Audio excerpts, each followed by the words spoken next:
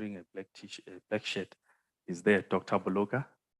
You are recognized, sir. That's the CEO of FPB, the Films and Publications Board, accompanied by his team. Thank you very much for the past 3 days. I think without you, wouldn't have been here.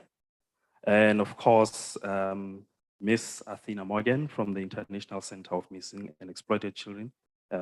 She's the regional project. Thank you very much for gracing our event. And of course, we have amongst our midst representatives from the Limpopo ICT Forum, the president, Mr. Matsiba Pasha. Thank you, sir, for coming through. Mayor Pel Sekwati, thank you very much, ma'am. And of course, online, we have, I have to do this acknowledgement, Dr. Tsepo Fela, who is a commissioner from the National Planning Commission from the presidency. He will be part of the speakers today.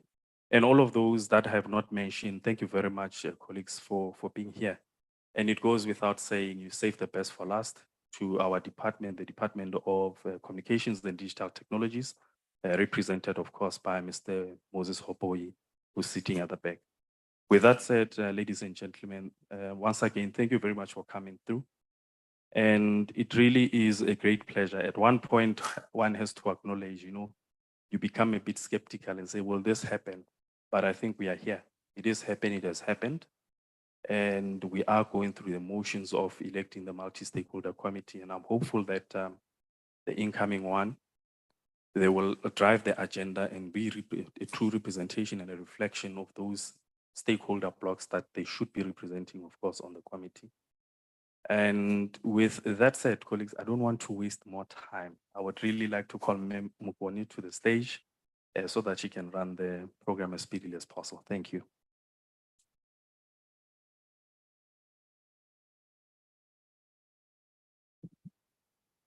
Thank you, Ndadewisi.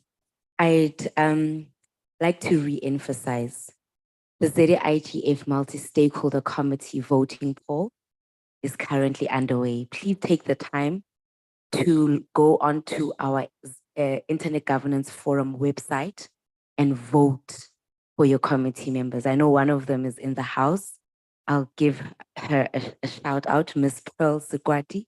So please do vote. There's a lot of them. I think there's 12 of them. Please go read the bios and vote. Your vote is very important. They will be representing you. With that said, I'd like to run along and go on to the first session, which is titled Policies to Combat Women and Children and Child Online Exploitation. The facilitator for that session is Ms. Pagamile Khumalo. She's in the room. Can you please give her a round of applause as she introduces her panel and she comes on stage?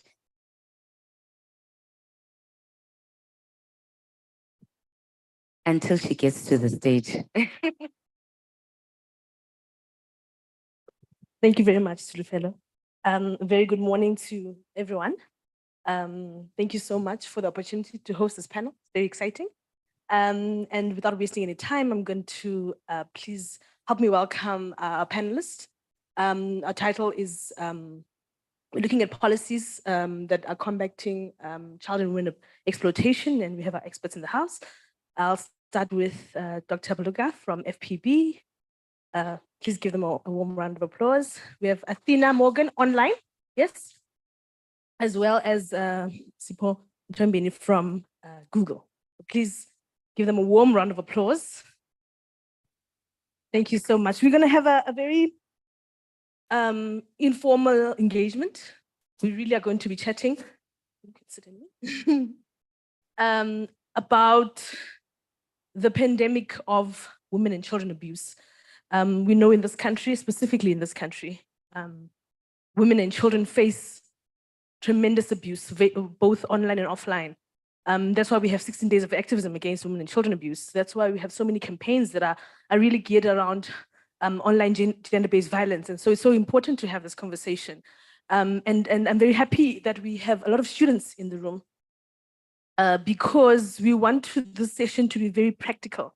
We want to have our young people, our students in the room, walk away with really tangible things that they can do to better protect themselves, whether it's from a policy perspective, but what are tech companies doing and other civil society organizations. And so really, really important for us to have questions, really be tentative and listen and have really questions for Google, for civil society institutions, also for government around policies and also things that are outside of policy that we want to see happen in terms of combating women and child abuse or exploitation online. So we're going to be talking about the online space, and there's a lot of I'll start with government. Let's have a look at. There's a lot of policies. There's the Protection from Harassment Act. There's the Domestic Violence Act. There's all these policies, and we see them, and they're good. But we want to specifically draw attention to the Film and Publication Amendment Bill Act. Sorry, that really focuses on children, and really understand what is it about in the reporting structure and the reporting processes that is involved in that. Thank you very much for the opportunity, and it's good to be here once again to engage with the young people. As introduced, my name is Mashingo. I'm the interim CEO at the FPB. For those that don't know what FPB is has historically been a classification authority. In other words, most of the content that you watch, except to an extent on TV, largely on online space, came through our hands. So what we do, I think I've got a team of beautiful ladies here and a few gentlemen. I don't want to attach any description to gentlemen, lest you run into problem. You can't say they're handsome, but at least I know I've got beautiful ladies. They can stand up so I can see them. Lady and Elina, and then with Tepo as well. Tepo, who else that are with Delphia, and one for the Matiba, Jack Matiba for the province works here. So historically, we have been doing the classification, which is more about the protection of children. See those age ratings, whether it's PG 13 or PG. Violence and all, most of them come from us. The only thing that we don't do is on television, because historically they've been done by CASA. But moving forward is the space that we are going to take over, so that as a country with a single content regulatory system, it doesn't matter the platform or the technology. I think it's a major step.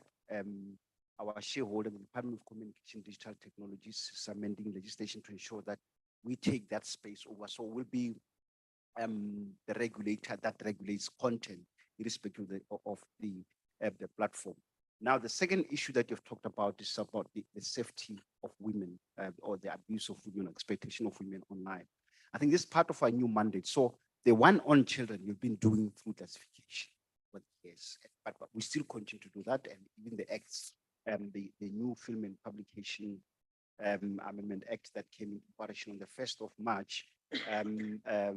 Allow us to continue in that space. And I want to impress on or ask those colleagues that are still at the university to go and familiarize themselves with the Act. Very, very important in terms of shaping what the FPB is to do. Now, around women and also the youth, women, youth, and people with disabilities, I think it's a new scope altogether, because what the Act does is it defines our role in terms of two ways. We regulate the distribution of what we call harmful and prohibited content. Harmful content is content that actually is likely to cause harm to any person. This includes your cyber abuse, trolling, harassment, and so forth. Then prohibited content is around hate speech. But in relation to harmful content, this is very, very important, colleagues, particularly for women. And I also want to draw from the National Development Plan of the country, say a plan for the country, because what is in there, it says safety is all of us human rights. We've got the right to be in a safe environment. But what the plan further says is that there isn't any environment in South Africa where women seem to be very safe. And I think I found that very concerning. And the online space of the internet is not different, because similar to any media platform, any communication platform, they reflect what's happening in the society. But if you look at the violence against women, what you call gender-based violence, has been the online space.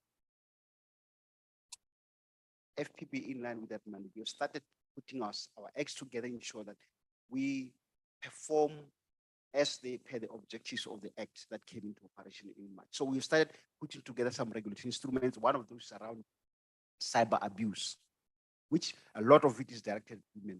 Earlier this year, for those that follow us, we did a very good seminar on gender-based violence, focusing on women athletes, which is quite a lot.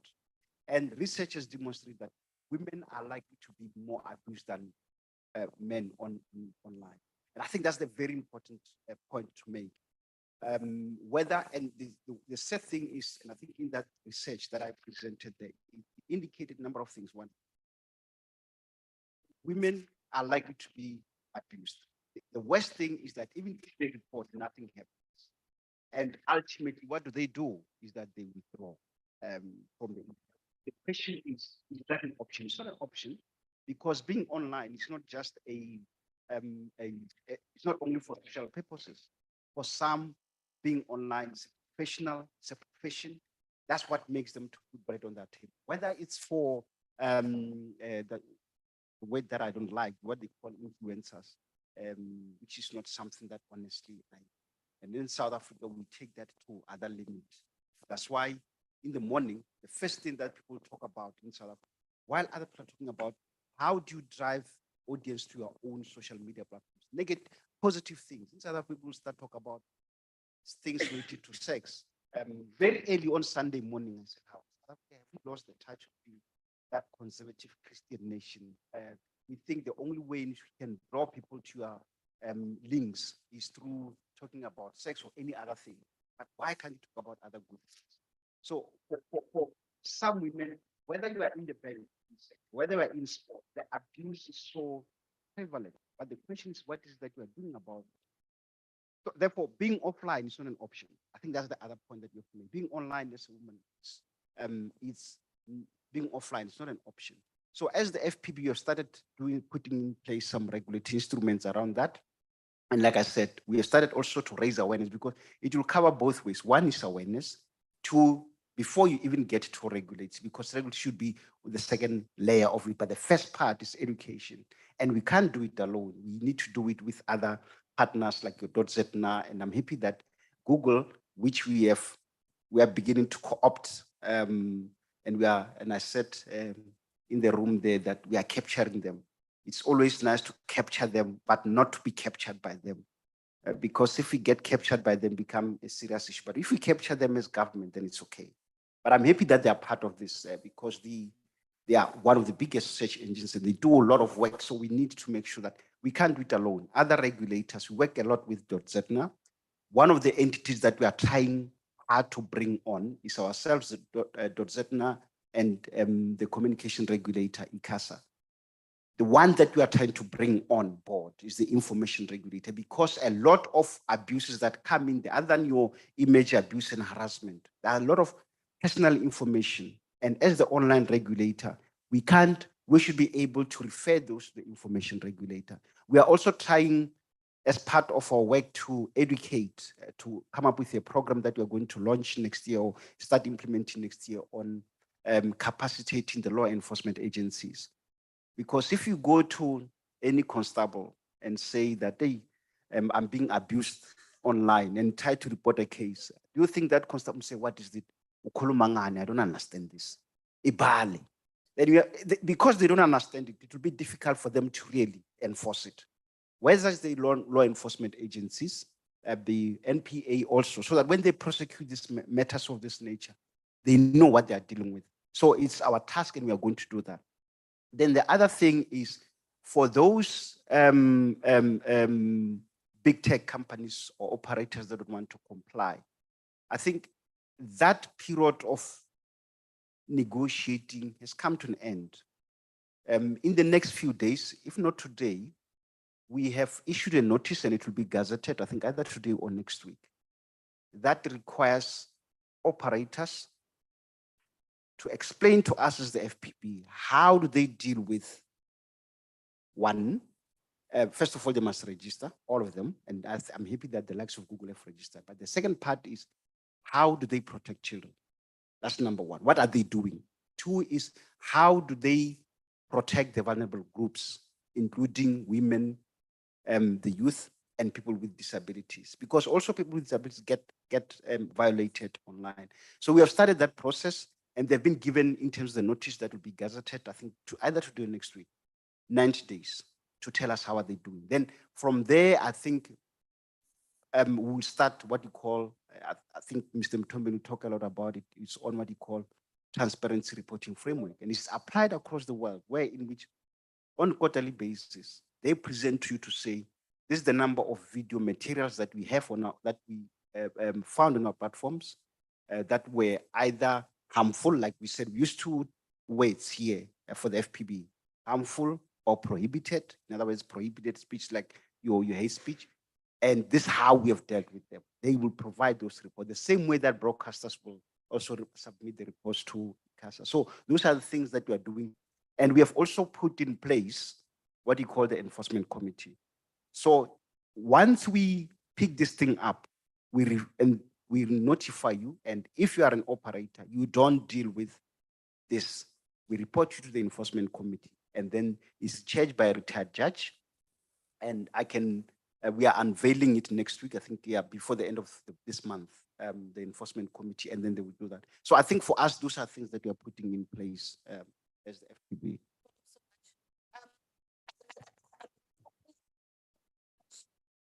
Awareness trainings that some of these, we have a lot of harassment act, domestic violence, sexual offenders amendment act, and all of them have really important tools that can really combat women and child online exploitation. But survivors, victims don't know about it. And law enforcement officials don't know about it. I always get this when I do my Web Rangers program with our young people. And I talk about the Protection from Harassment Act. And I say, this is a real act. You can go to the police station and get protection order. And they look at me and say, ma'am, do you think we're going to get to the police station and ask police and tell the police officer someone online is harassing me and they'll take me seriously? So there isn't much faith from audiences and public. And so it's really important that we really raise awareness. And we also go into training and awareness raising from different perspectives, so different sectors, so that we can then stand and say that we've done the best that we can in terms of ensuring that we are protecting women and children online. I want us to jump to Tina Morgan from the Center, International Center for Missing and Exploited Children. Please talk to us about the work that you do around protecting children against exploitation, and particularly online exploitation. I hope you can hear me. Yes, I can hear you. I hope you can also hear me clearly. Can we get the volume a bit up if we can? Hello? Yes. I think we're working on the volume, but you can go ahead. Okay, so thank you so much for the introduction, and thank you for the presentation from the FPB. My name is Athena Morgan. I am the Regional Project Manager in Africa for the International Center for Missing and Exploited Children.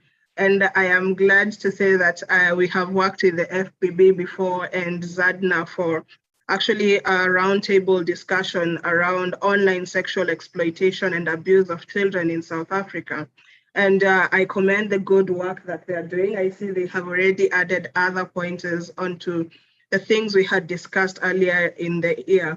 And for us as ICMEC, what we are doing mainly is working with local stakeholders to raise awareness on online exploitation of children and missing and trafficking of children as a result of online solicitation. So as you have just mentioned, awareness creation is very important, because when dealing with issues of online sexual abuse of children, and I'll focus mainly on children, not on the women aspect, because we deal with children a lot, you'll realize that most children don't know that they're being abused.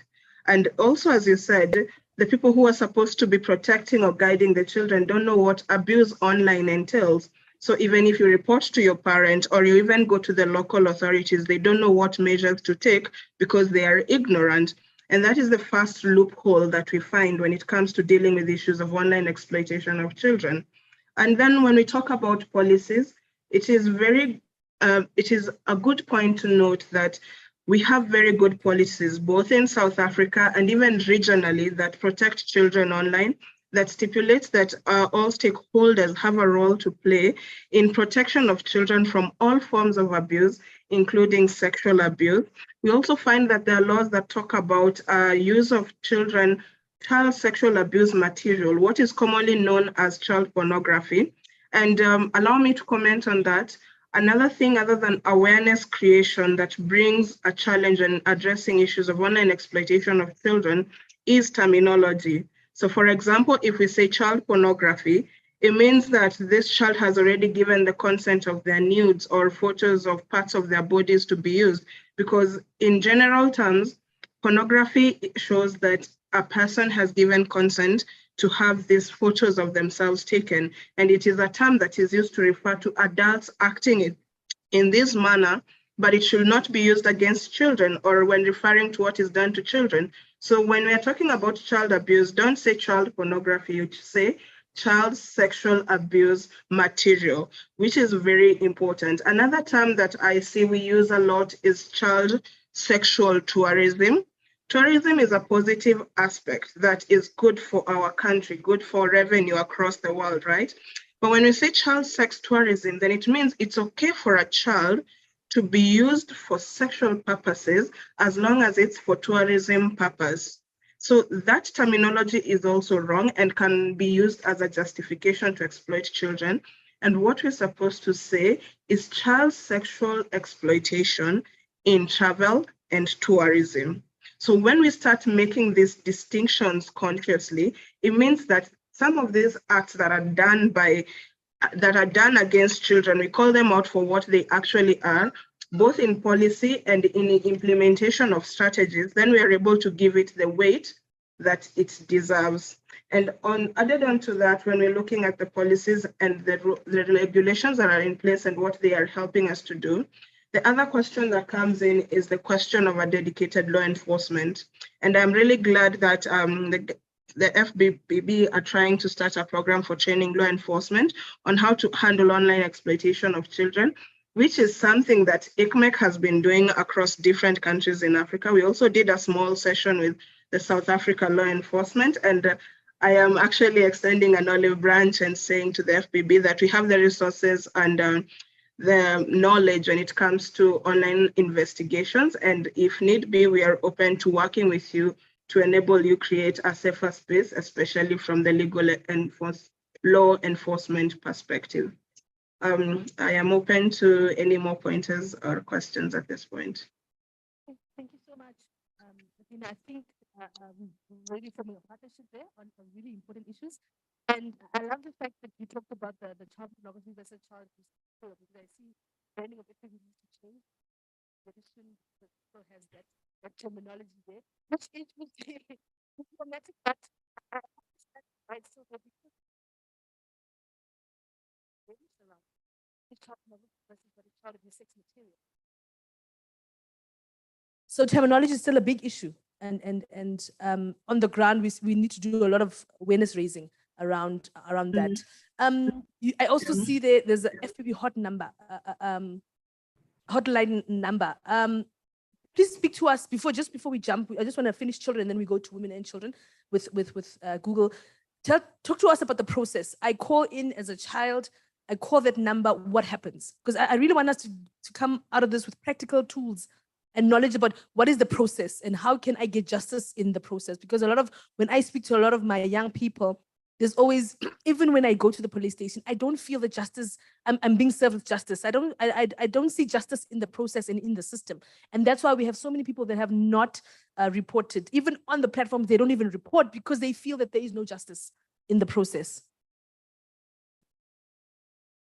No, thank you very much. In admission, yes, this is the old branding.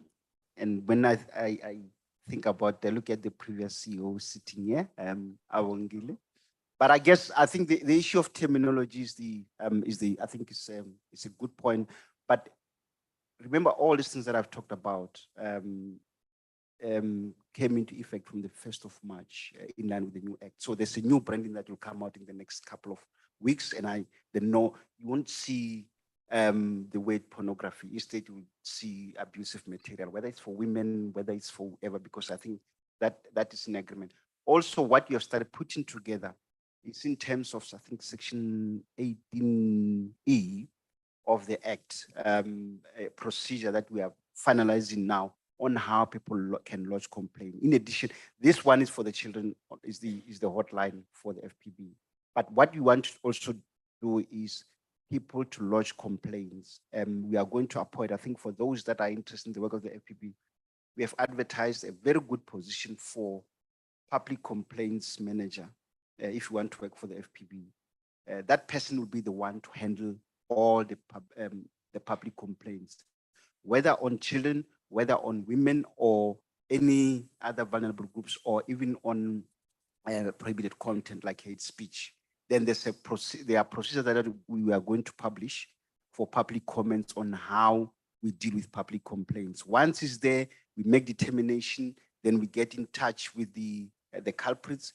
If we find that there's a merit in the case, then we will table it before the enforcement committee so that it can be ventilated there. But maybe on what happens on the hotline, Seppo, who's the manager for platform monitoring, can tell on how you can, do it. Comment on that one. Maybe I can add on something. Yes. Please go ahead. Okay, thank you. When we are talking about also the investigative aspect, one other thing that we need to look at is trauma-informed care. So that once a child comes to do the reporting or the victims come to make the reporting, they don't end up being re-victimized. And re-victimization means that you go talk to the law enforcement officer at the desk and he asks you what happened to you. So you narrate the whole story of how you were abused online, or you met a stranger offline and probably he took sexual advantage of you. Then the police writes down his report. Then shortly after, another person, let's say from the Department of Public Prosecution, comes in and asks you to re-narrate the story again as a child, and you have to start again from scratch, saying what it is that you went through. And then maybe this person goes in and then a counselor comes, and you have as a child to keep on talking about what happens to you to different individuals. And that ends up to what we call victim re-traumatization or re-victimization of the child who has been abused, which also makes it very difficult for victims to come out to report because they feel like they will have to keep reliving the trauma of what they have gone through. So even as we are looking at our structures, we need to also make sure that our structures are trauma-informed and that the people who are handling the victims of abuse are well educated on how to handle it so that they can protect and preserve the dignity of the children who have been abused. Thank you. Thank you so much, Athena. I think you mentioned such important points that we need to take very seriously, and I'm sure the FPB are going to take some of those points into consideration when they're building those structures. So thank you so much, and congratulations on the wonderful work that you guys are doing to ensure that we are really fighting against child exploitation, whether it's offline or online. Thank you so much. We're now going to jump to Google. So obviously for our victims and platform users, there are other options that are outside of the law that can help protect women and children against exploitation. Talk to us about some of the reporting structures, takedown notices. What specific things can we go to Google for when searching for tools that can empower us against exploitation? All right, cool, thanks. So maybe if you can give me a chance to just provide some context. Yes. Yeah, if I can provide some context. So when we're talking about Google, I'm sure some of you may have heard of the company. Let's see, show of hands, have you heard of the company before? No, not really. No, you don't have Gmail? No. Okay, so let me explain to you who Google is. You need to do a lot of work here. Really, yes.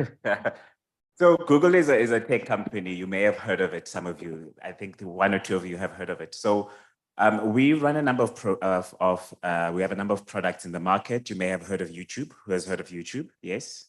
Yes, yes, I see you. Yes. So we have like YouTube, we have Google Maps, we have a number of products that we as a tech company have put together. We work under the mission of trying to organize the world's information and make it universally useful and helpful to all. That is our mission as a company across all of everything that we do. So for instance, whether you talk about our Google search platform, so where you go and you Google something and you'd find information, or you're talking about our YouTube platform where you would get music or videos, etc. We work with a number of rules and a number of things, policies that we work internally in order to make sure that we can protect the most vulnerable groups, which includes women and children. So I think our ethos and our kind of mission is to make sure that we protect all of our users. So all of our users would be all of you sitting here, whether whatever age, creed, etc., just to make sure that there is no form of abuse that takes place on our platforms. So for instance, I'll use the example of YouTube. So on YouTube, we have what we call community guidelines.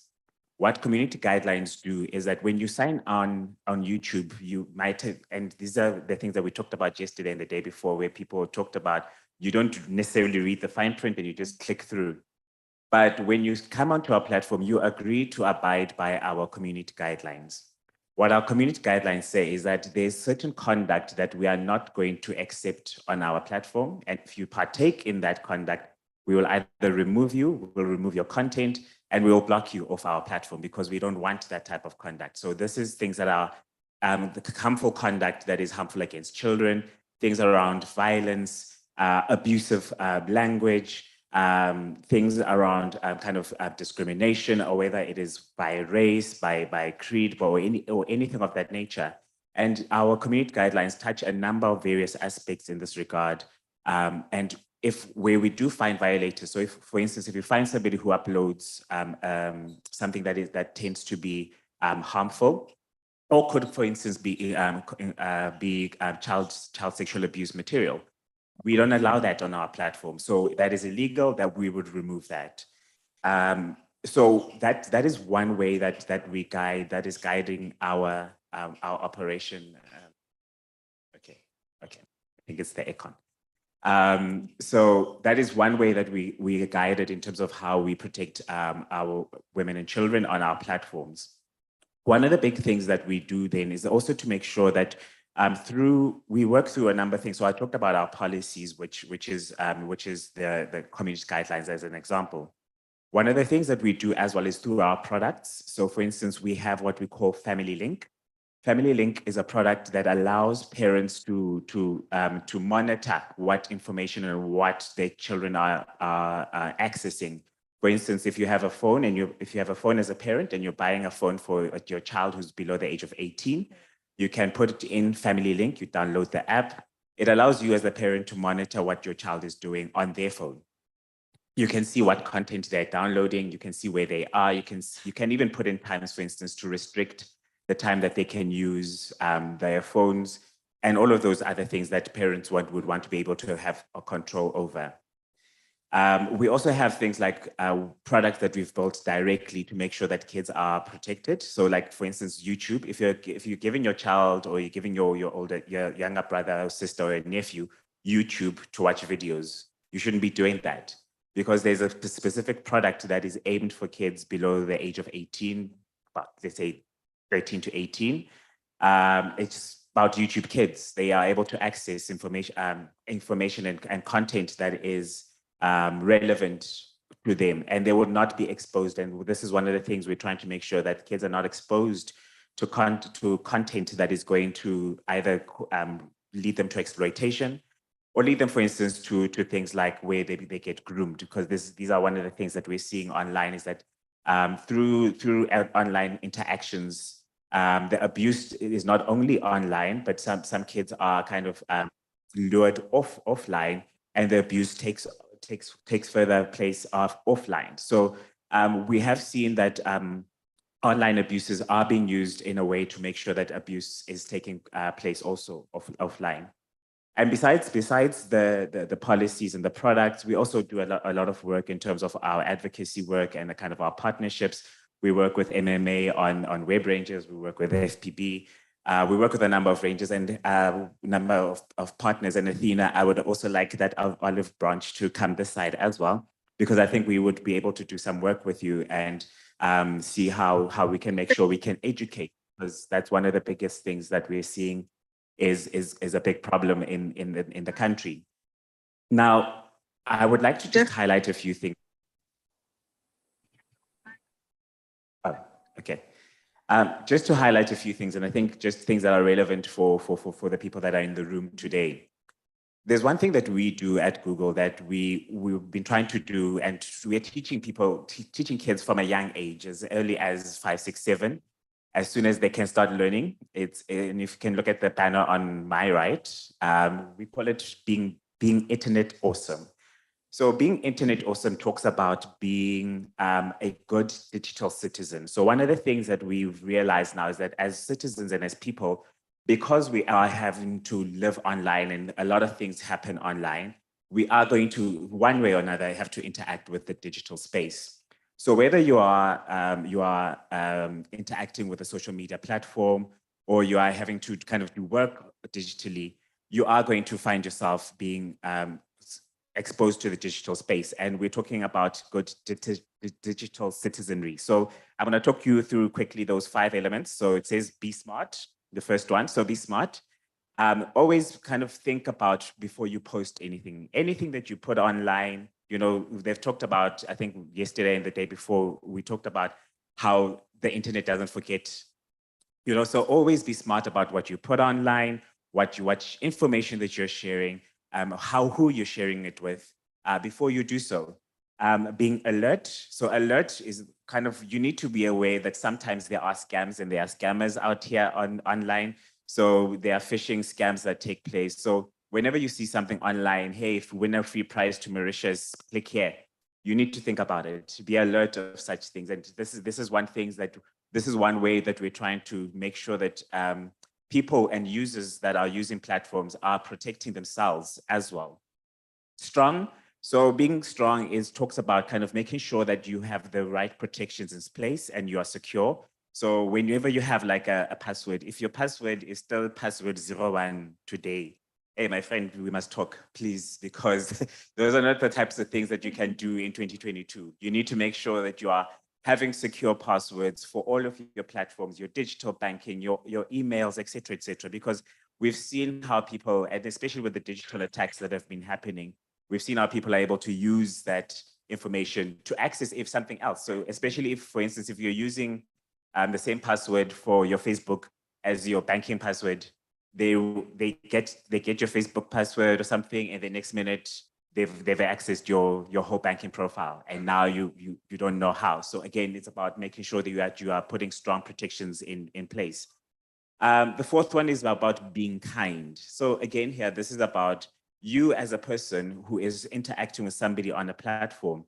You need to be kind, because in the same way as we're trying to protect people from exploitation and from abuse, you also we don't want you to be the abuser. So if you are seeing somebody, if you're seeing something and you comment in a nasty manner because you're sitting in the comfort of your couch and you can just talk online and without repercussions, that is the culture that we're trying to work against, because being kind is actually going to make sure that we're seeing less abuses taking place online. And the last one talks about being brave. And this being brave talks about kind of just being brave enough to talk and speak against abuses and speak against things that you are seeing. If you're seeing something that's inappropriate online, report it. There are buttons on there. So for instance, if you're in a YouTube button, if you're in a YouTube video and you think that content is inappropriate, there's 3 buttons at the bottom right hand of the screen. You can click there. You can say report this. And this is how we rely on our users themselves to be able to report where you are seeing content that is inappropriate. And here, when I want to talk about content, I also just want to elaborate that even things like comments. So in our transparency report that Dr. Boloka spoke about, we report quarterly how many videos we've taken down. So I think over the last 6 months, for instance, we would have taken down more than 4 or 5 million videos of our YouTube platform globally because it doesn't meet our community guidelines, or it is, it contains something that is harmful, something abusive, something that is of sexual nature, which is exploitative, something that is CSAM, so it would be taken down. But we also take down comments. So for instance, if you upload your own YouTube video and somebody, starts coming to you like, but why are you uploading? You look ugly, or you're fat, or whatever. So you know how people can be rude in that manner and abusive in that manner. Those types of those kinds of comments would be taken down as well because they do not meet our community guidelines. Now, just to round up, one of the things that we're seeing, and this is something that we are constantly trying to make sure that we're keeping abreast of, because we're finding that people are using technology in different ways and abuses happen in different manners. And in the last year, starting from like about January, February 2020, especially following the COVID-19 pandemic, I think a lot of research has been done that showed that a lot of kids and women were abused during the COVID-19 lockdowns because they had nowhere else to go and they were kind of stuck at home with their abusers.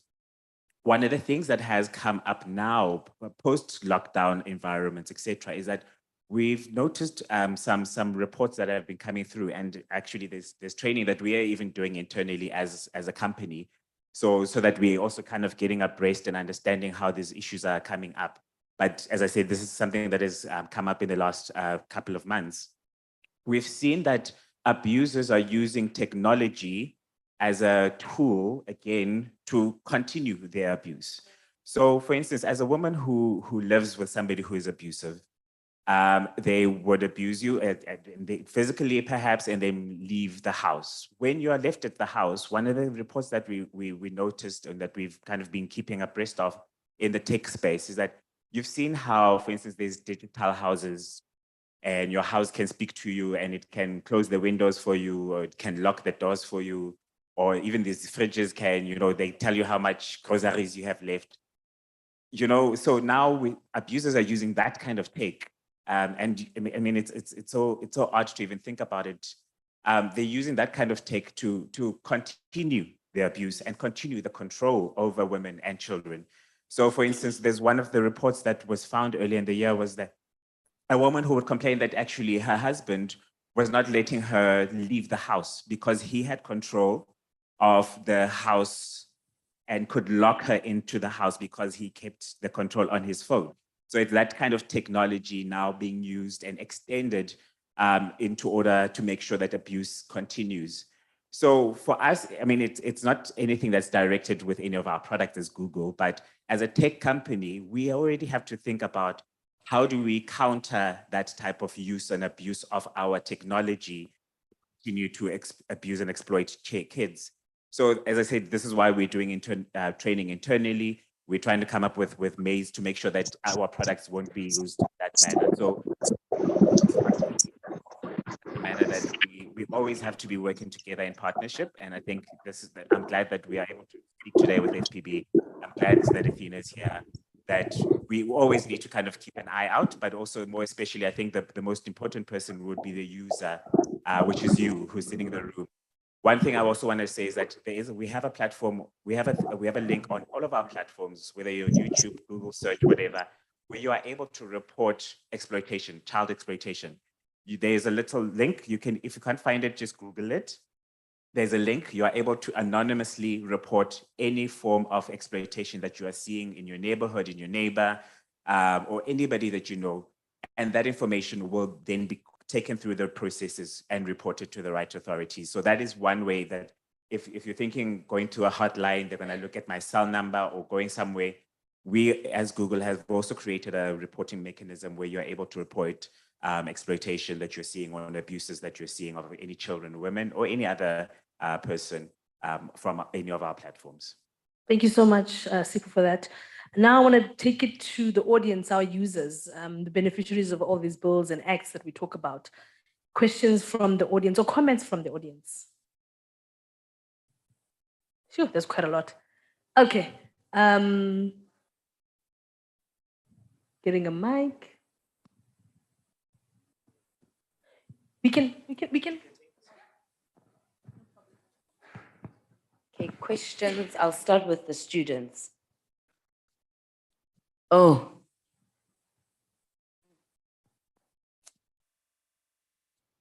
Thanks, and thanks, Chair.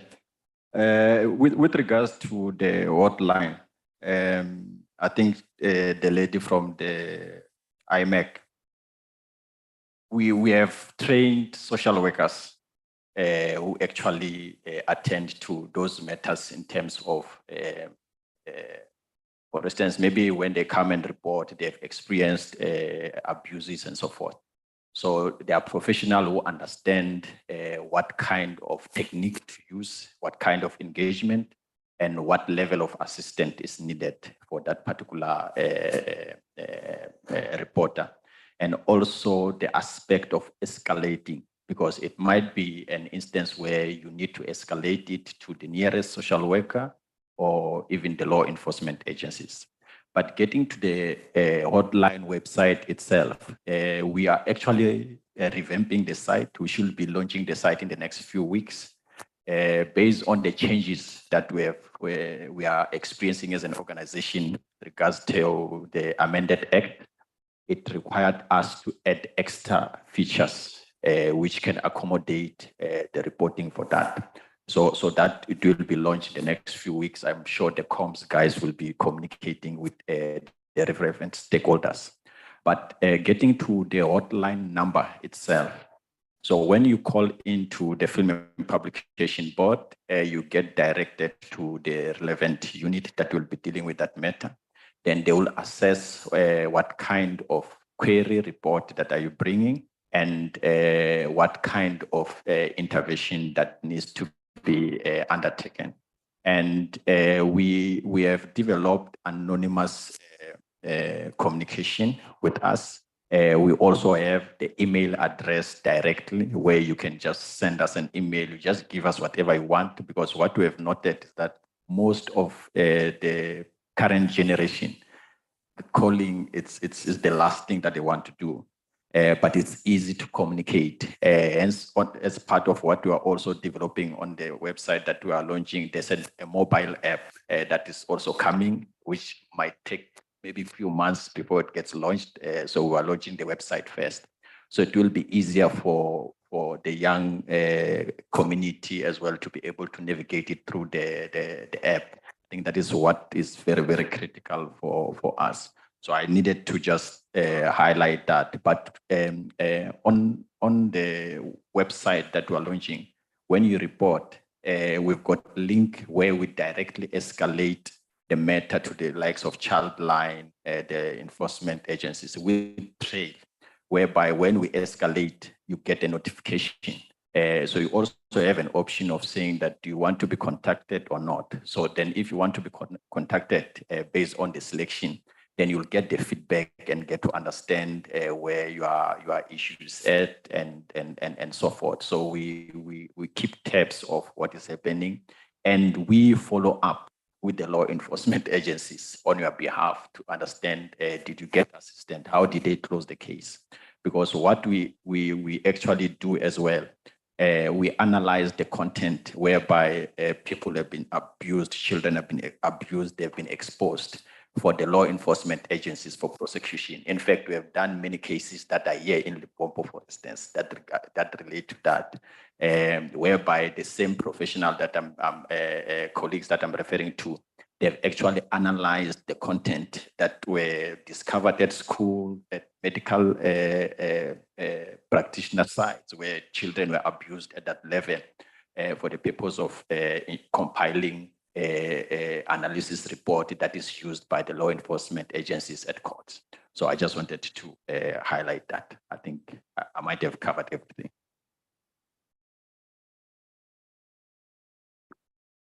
Thank you so much. I think that's very important information. And like I said, I really want us to leave here today with practical tools, like calling that hot number in the next few weeks when it's launched. I know that a child will be helped. So thank you so much for that. Questions? We have questions. So we'll start at the back and then we'll move to the front. Is that okay? Thank you so much. All right.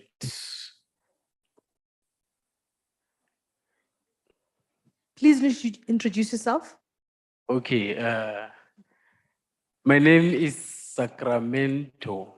I'm a student at University of Limpopo. So I'm doing computer science final year. So my question is,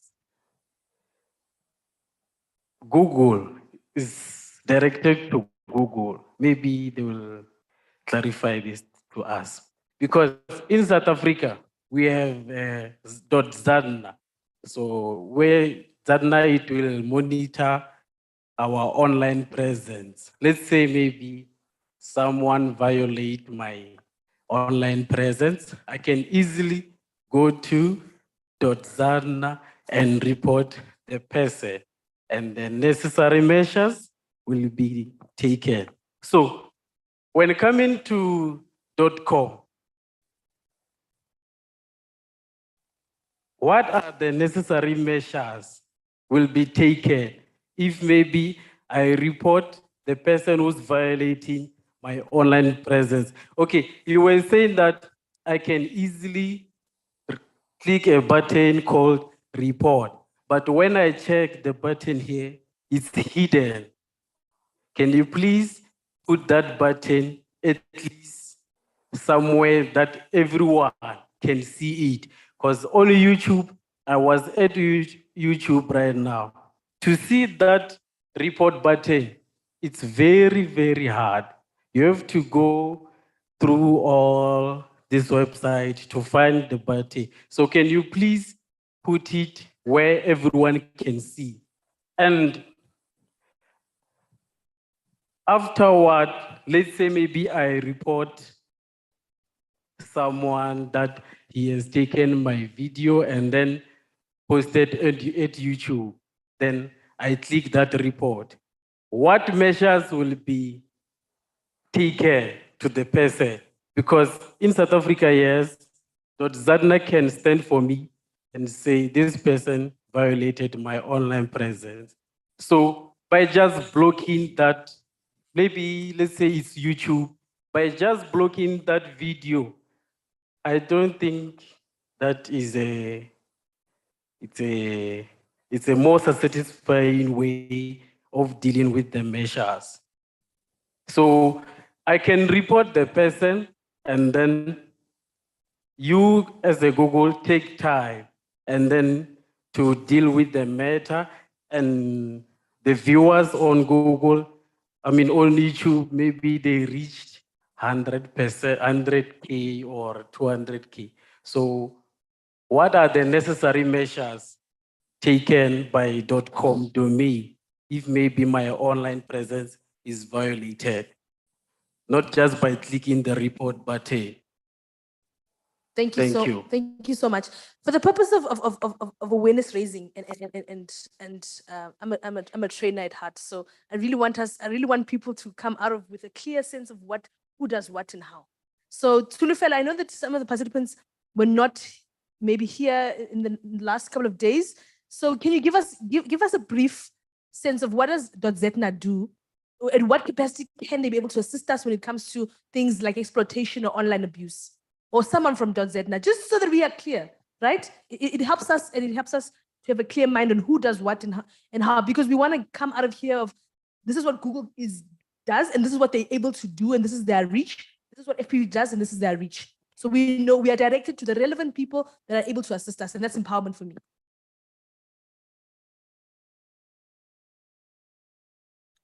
Okay, there we go.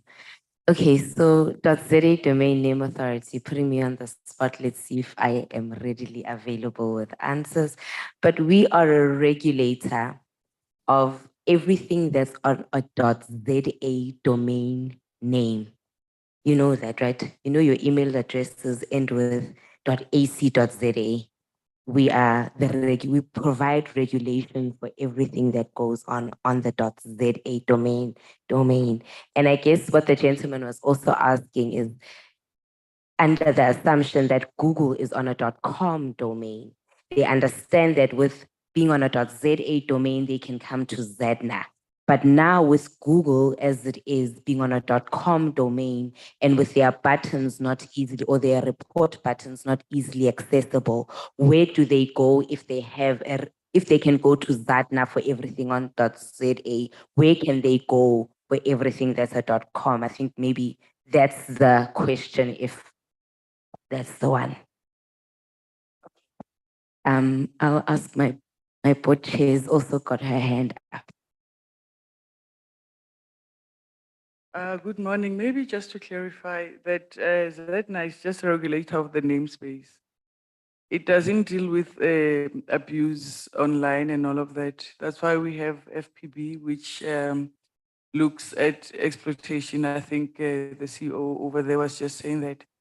So what we really deal with is anything that's domain name related, we regulate. We license registries and registrars, and anything else outside that, it's outside our domain. Maybe just to clarify. Thanks. There's another hand. There's that discussion we were looking for. Yes. We'll take that hand and then we'll get Sipho to answer. Then we'll take that hand and get Sipho to answer. And then I just want us to also get to Athena. She has another meeting that she has to attend to. So I don't want to miss any questions that are directed to her. Thanks. I just want to maybe also add on what the chairperson said. So with regards to the content, especially the one that falls within our jurisdiction in terms of the films, the games, the abuse, publications of such, the platform owners, traditionally they've got their community standards, which they know that I've got my influence on those community standards, that there's something that needs to be tweaked a little bit to adapt to our local standards, but that's a discussion for another day. So what they do, they deal with your issue based on those. But if you are not happy about that, you are able to escalate the matter to us. Then we will be able to engage with the platform owners. So the reality is that if all the queries that relates to Google comes to us, we will not be able to deal with them. And that is the reality. So hence, we are saying that it's advisable for those community standards to align to our guidelines in terms of the regulations, or some level of a common understanding in terms of how they deal with such complaints.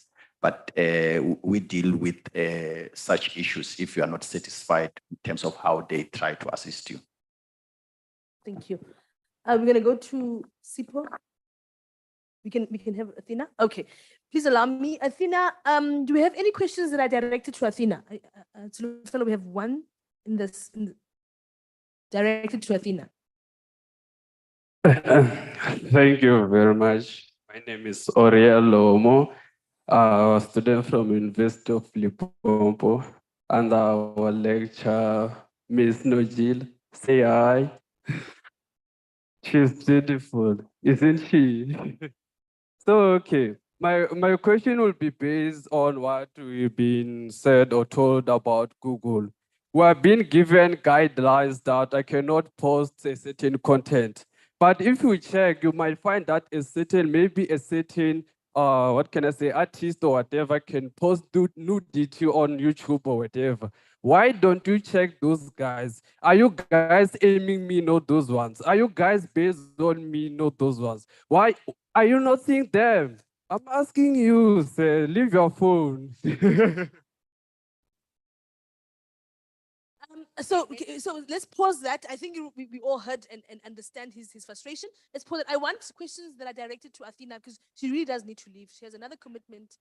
And we also just have to be mindful of the fact that we started a bit late, so things need to shift a bit. So if we don't have any questions, I'm going to thank you so much, Athena, and we can release you from this discussion. Should there be any more questions that are arising from this, Tulufela and I will then take it the onus upon us to be able to email those questions to you and also get the person who really needs the desperate answer. Thank you so much, Athena. And again, well done work that you guys are doing. Continue to work hard in terms of protecting children. And I look forward to the collaboration between PB and other partners in South Africa. Thank you. Thank you so much. And it has been a pleasure to be on the panel with you guys. And I am open. You have my email address. So in case of anything, we are open to working together. Have a lovely session. Thank you. Okay, so we're going to quickly address the questions. And then also, I see Dr. Abuluka also wants to give a comment. Can we go to Sipo? Another comment. There's also another comment. Is it directed to the first comment? Because I want us to be very clear. It's not. General comment. General comment. Okay, so let's get to Sipo, Dr. Abuluka, and then we'll come to you. Okay. All right. So when the three there's three patches, three little dots that I'll take your feedback back to the designers who made that, because they thought that was when you look at any video or any content within the YouTube, it has three dots. That's indicative of where you go and report. And I think up to now that's worked enough in order for people to know where to go to report. But I'll take your feedback to say actually make it more visible, and then the designers might have to look at that, you know. But I think the whole point was to make it accessible. Right on the video, you go there, you click, you can go report the video immediately, go into that. In terms of then what happens when you find a video that is violating or somebody. So, okay, you mentioned two things. When somebody uploads a video that is yours, that is not theirs on YouTube, maybe you're talking about an infringement of your copyright. We still also, there's a process to follow to go through that. However, if you think it's content that is harmful, you're still able to report that. And what happens then once you click that report, that goes through our review process. So how our review process is that we work both with machine learning and AI. We use machine learning that would apply our community guidelines as I spoke about. So if for some reason, and this is one thing I need to also highlight, is because anything that you're already seeing up on the website, it has gone through our machine learning filter, and which applies the community guidelines. It picks up about 90% of content that is about to maybe violate our community guidelines. It's a machine, it's not perfect. However, we work with human reviewers as well. So there's a process where human review takes place, where it will go to somebody who actually sits, reviews the content, looks at it, and tries to understand what is the context of it, etc., and then take it down or make the recommendation to take it down if they find that it is a violation. Sometimes what happens is that they'll come back to you as a person who's reported, if you said you want to be contacted, and ask you, well, can you please provide us more information? Especially if it's like a copyright thing, they'll ask you for more information. Why do you think it's an infringement of your copyright, etc., etc. And then kind of there's a process where it goes through. In terms of the timeline, you said it takes long. We try not to take long because there's 24, so we work on a 24/7, 365 model. So across the world, wherever it's during the day and it's working hours, those people are working, those human reviewers are working across the world. So we constantly, if you report something now, or even tonight at midnight, there will be somebody who's up somewhere, whether they're in India or in the US, who will be able to be available to review that content. We try and make sure our timelines are not quite big, because again, the whole point is to make sure that if it's potentially harmful content, it is seen by as minimal people as possible. We try to work with I think we're working with a number of, it must be like less than 1% that is seen by more than 10 people of harmful content. So if you are seeing that, I mean, again, maybe let's engage a bit more, but these are the principles and the mechanisms that we work with as a company, is to make sure that as minimal people as possible are seeing harmful content.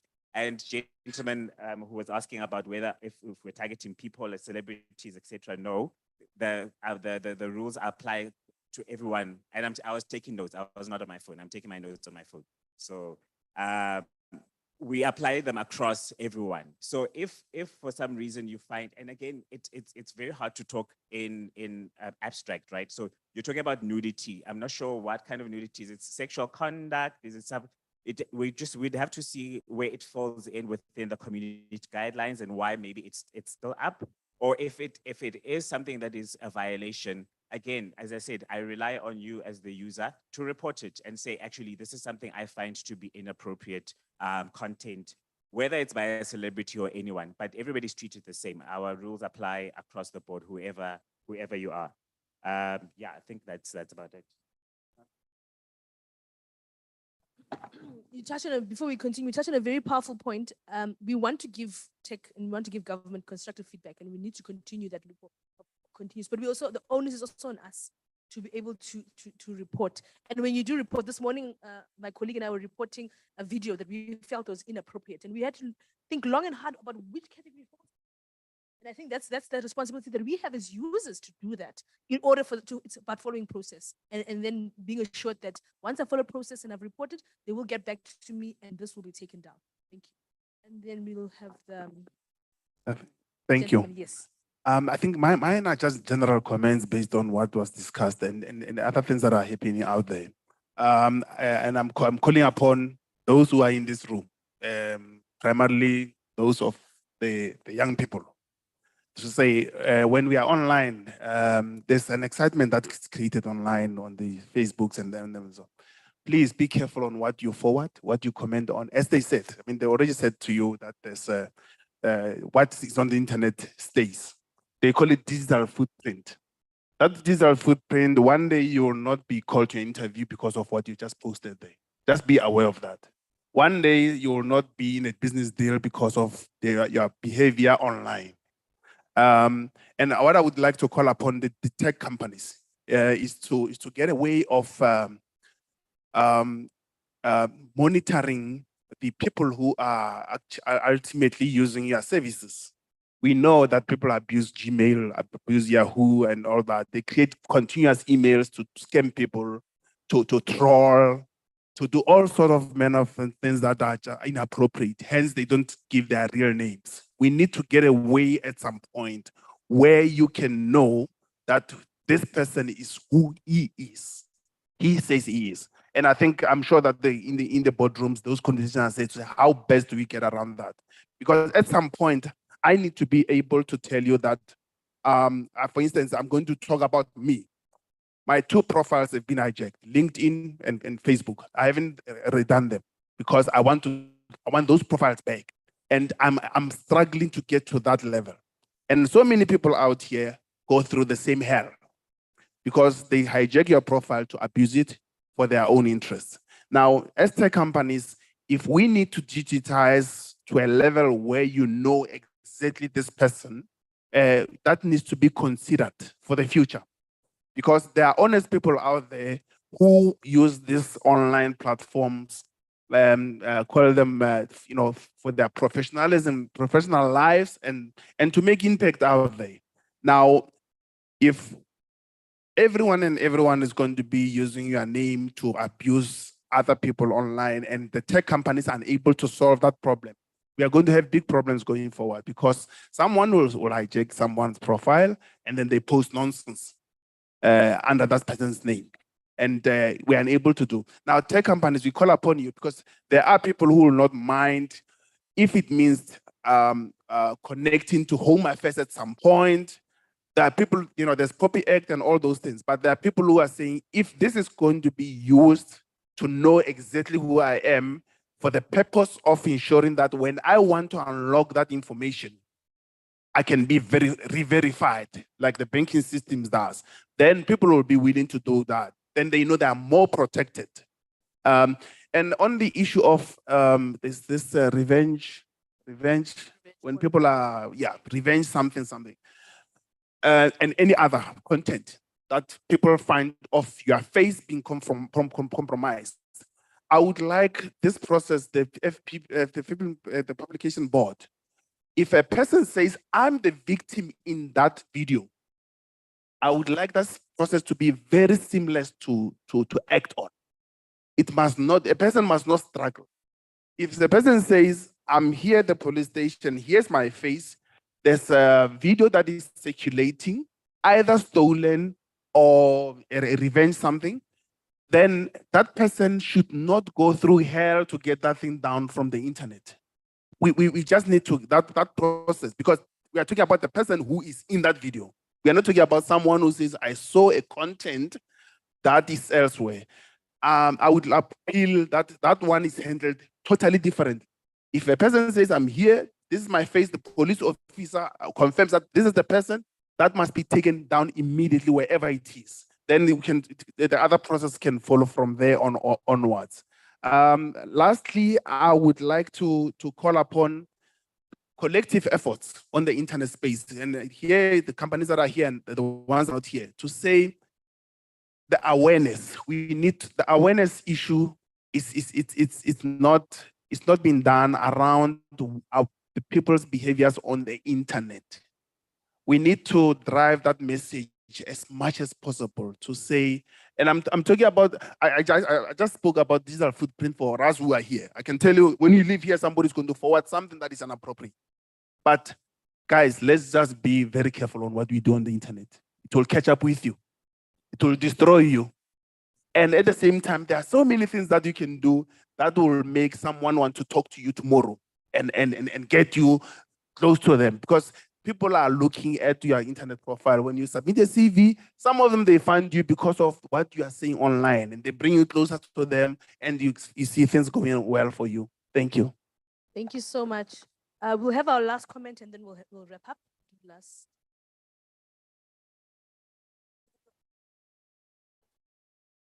And just before while Tulu walks with the mic, we have the Sexual Offences Amendment Act, Section 11A talks about harmful disclosure of pornography, which is revenge porn. So there are acts and policies that are put in place that can help us. Again, it's the issue of we don't know about these acts. We don't know about them. And so we can't go to the police and open a case.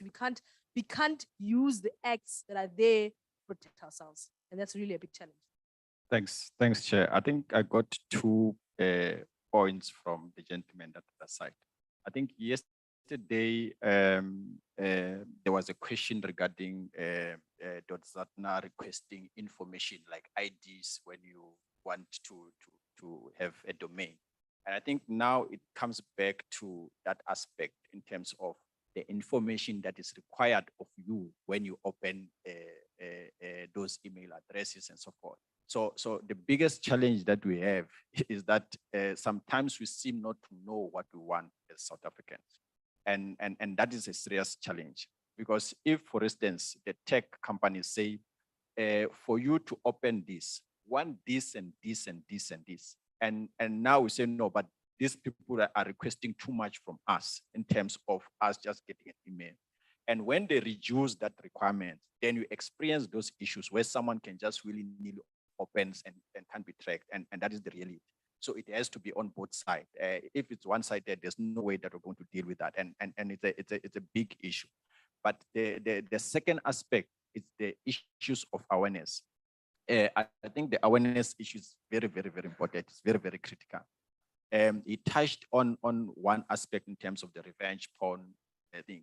For instance, I'll just give an example using YouTube, because it's here. Whereby when you report such, it actually asks you in terms of whose picture is that, whose image is that. You're being specific in terms of identifying that, no, this picture has not been used, authorized by the owner, for instance. And that information is there. So maybe the key aspect is how do we package toolkits in terms of this awareness when we take it out, because the information is scattered different from platform to platform and so forth. But if it's easily accessible in terms of dealing with, in terms of sharing it with the end users or the affected parties or the stakeholders, it might be something that will be helpful. Thanks. Thank you so much. Yeah, we're gonna now do our last remarks from our panelists, and then we will close it off. Thank you so much. All right, thanks Tepo for coming in for me there, because I was going to say part of that is that, part of the difficulty is that firstly, that we need legislation to be aligned or policy to be aligned. So if policy, like, you mentioned like POPIA and whatnot, those are hurdles that we would need to pass over, but that doesn't stop us. We haven't stopped as tech companies, because we are also tired of like our accounts and things being used for abuse. So that's why we've introduced things like two-step verification. We've introduced things like using biometrics to link it to your profile to yourself. So for instance, right now, if you log into your Gmail, you switch on your two-step verification. It requires that if anybody would try to access your email address from another laptop that's not yours, it's going to send a message to your phone to say, is this you? And then you must then say, no, it's not me actually, because somebody else is trying to log in. Again, this is trying to make sure that we are countering those types of abuses. And then again, you've seen how technology has moved. We are using fingerprints, or it says take a selfie, so that we can see that it's you before you can access the profile. So that's us trying as tech companies to make sure that we are countering those types of abuses. But I think until there's some sort of movement in terms of policy, there's not much more we could do. Again, as Tsepo has eloquently said, problems about now, once I start asking you for your ID number or your ID, copy ID and proof of address for you to open a Gmail address, then we're getting into another territory altogether.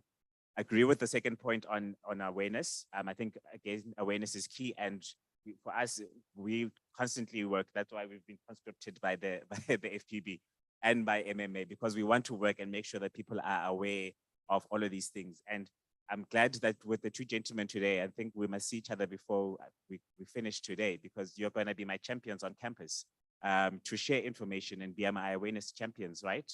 Right? You gentlemen, I'm looking at you. And the one at the back there, you guys are going to be my awareness champions, and I would like to work with you and see how we can share more information with the student body, because I think once we get awareness out, we can then share it into communities and et cetera, and that's how we're going to create a better digital citizenry. No, thank you very much. I think one of the things that very important about gatherings of this nature is that you learn every day. I think this thing about profile hijack, I recently experienced what one can say a name hijack. Somebody used my name, Mashiru Bologa Cities, and then used the Gmail account and start sending emails to my colleagues. And obviously, because they see Mashiru Bologa, and then when they open, what is that? Some bot images. I had to report it to the internal team to say, this is not me, this is the situation. But I think efforts must be made around that. But the question that you asked was around the swift action once a matter is reported. And you'll see in the draft complaints procedures that we're going to gazette, we say once a complaint has been lodged in a prescribed manner, and I think we'll prescribe how we need to lodge that, but like through a form. The video that is in circulation, and I think we'll notify as the FPP, the distributor, the video or the material that has been in circulation had to be temporarily taken down until the matter is fully investigated. Then if it's found that no, there's nothing wrong with it, then. But I think as the precautionary step, it's important that is taken. Then on the issue of the, I think Tsepo also dealt with that, and I think it's very important. South Africans are very ambivalent. As it is now, as the FPP, we are being called a censorship regulator, because they say we want to stop people or prohibit people from expressing their right around freedom of expression. But here we are, and I'm happy that the laws allow that in cases of or law enforcement, the details have to be provided. Personal details have to be provided. The only thing, that's why one of the things that we introduced to work closely, if you remember what I said in my opening remarks, I said, those are collaboration with the information regulator. So that I think a matter like this is to be dealt with, where in which when you open an account, at least certain instances, certain kind of details are required. The most important thing is, as a distributor, how would you protect that information? Because it's not that you can't provide the information, it's that the information shouldn't be furnished to third parties who don't have the right over that information. And I think it's important for compliance. That's why the same thing, I think it's the same thing that has to be followed with, has to be done, had been done in South Africa with RICA. If you remember, previously you could go and buy, still the same, it's still a problem still persisting, but I think most of the operators are really napping the bad way in which when you want a SIM card, you wouldn't just buy over the shelf. They need your details so that in case you want to use that SIM card to do some illegal activities, they can follow you up. I don't know the story. I don't know whether you guys have followed the story of, I think it was MTN in Nigeria. They were fined big bucks, a lot of money, billions actually, for not having their SIM card record. And I think in South Africa we must do the same so we can follow you up.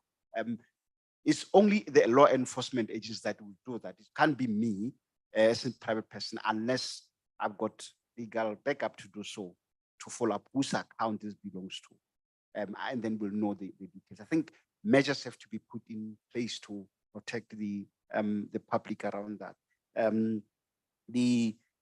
But I think the most important is us working together, even with the Copyright Commission, to ensure that matters of copyright infringement, because on their own they can't deal with it. It still requires them with that competence. So all of us can deal with these matters in a way. But more importantly, like Mr. Mtomeni said, education, and more education. Because if people don't know things, they will do things. I mean, one of the things that is we have to deal with, and we are going to release some guidelines on its own video sharing. Our people, they will see, like we talked about revenge porn. Now, sorry, I'm using the old term that is not acceptable. This is called cyber abuse. Once I receive it, whether it's on my group, whatever, what I do is I just press on distribute. And then if you are being asked, why are you distributing, but it's not me. But people forget that the mere fact that you're also distributing it, you are equally guilty and you must stop doing that. And I don't know, I think WhatsApp, is it WhatsApp that did that recently to say, if you are a good group administrator, and this is very important, if you are a group administrator and there are certain content that's harmful or prohibited, particularly for children, and you distribute that, and it's found that you are a group administrator, you'll be taken to task. So as the group administrator, you have been given a task to say, if you receive material that are not in line with the law, you shouldn't allow them to be distributed on your platform, whether it's whatever, whether it's children, whether it's a revenge porn, to use the old word or whatever. But the most important thing I think that we have to do is more education to say, if you receive this material, don't share it unless it is right to do so. Otherwise, you will be held equally culpable.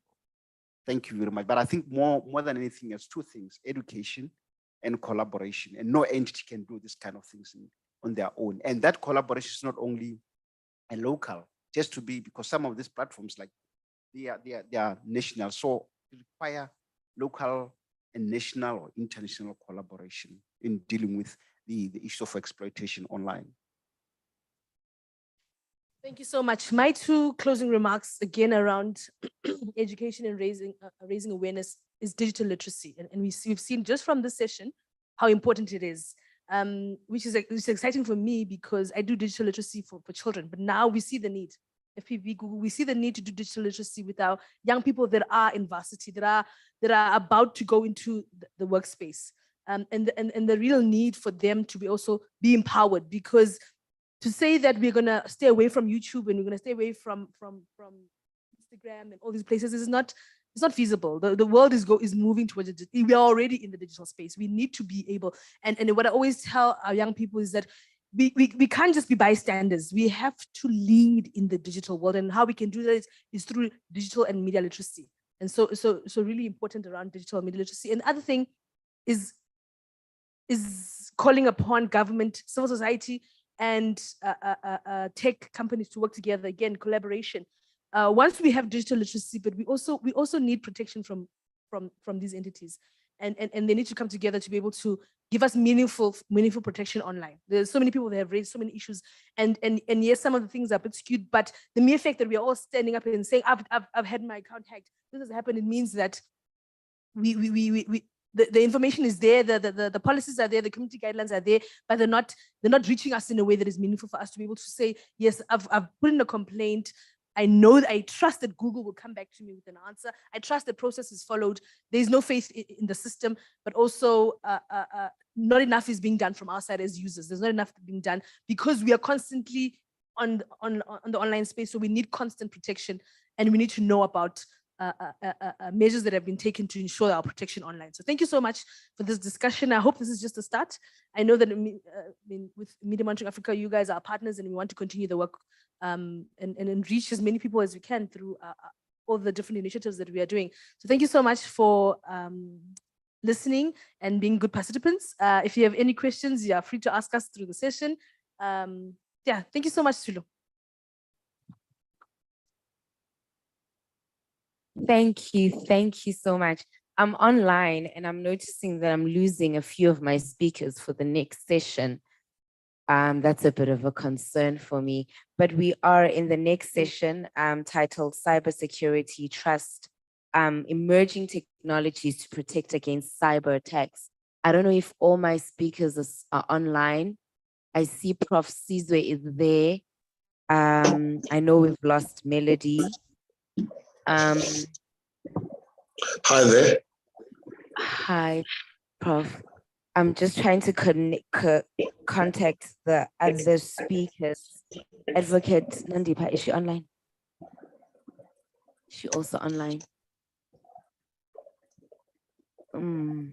We've lost a few of our speakers, Prof. I think people had commitments and due to time, they are not here. And I know that our University of Limpopo representatives are also not here. So you're just the only one. So what do we do? I don't know, maybe you just want to give us tell us who you are, what you do, and just give us a high level on cybersecurity as Advocate Siema calls them frantically at the back. All right. Good morning still. It's 1 minute to noon. So I talk for a living, so I guess I'm gonna have to pull through on this one. I'm Sizwe Snell-Gamtuze, practicing attorney. As you can see, I'm wearing my white shirt. I just came from a matter. And I'm here to moderate, or I'm here now to talk to you about cybersecurity. In terms of cybersecurity, I think, you know, as a country, we've gone quite far to draft certain pieces of legislation that deal with cybersecurity. If some of you know who I am, I used to be a part-time member with the information regulator. I also specialize in cyber law. So our body of South African cyber law has really given us a wide range of laws that deal with cybersecurity. We have, on the one hand, as far as 2002, we have the ECT Act. I don't know if any of you does not know about the ECT Act in 2022, then we have a problem. The ECT Act is 20 years ago. That dealt with electronic communications, the value of electronic evidence, various aspects relating to cryptography, other aspects relating to protection of personal information there as well. And most importantly, there were the cybercrime provisions in the ECT Act. So in the ECT Act, we had what we called the Section 86.9 right up to Section 90 that dealt with cyber criminality. So since I'm the only one who's here, I'm attempting to load up something so that you guys can see something on the screen as well. But in any event, after that, we then had the POPIA, the Protection of Personal Information Act. I don't know if any of you has heard of the POPIA, right? That is the one that talks about the 8 conditions, the 8 conditions to lawful processing of personal information. Accountability, number 2, lawful processing, processing that is also dealing with data in an adequate way, and minimality, in other words, don't take more data than what you actually need. Then we have the prohibition on further processing and specific processing. So if you've given your data to the University of Limpopo, the University of Limpopo has only the right to deal with your personal information with you.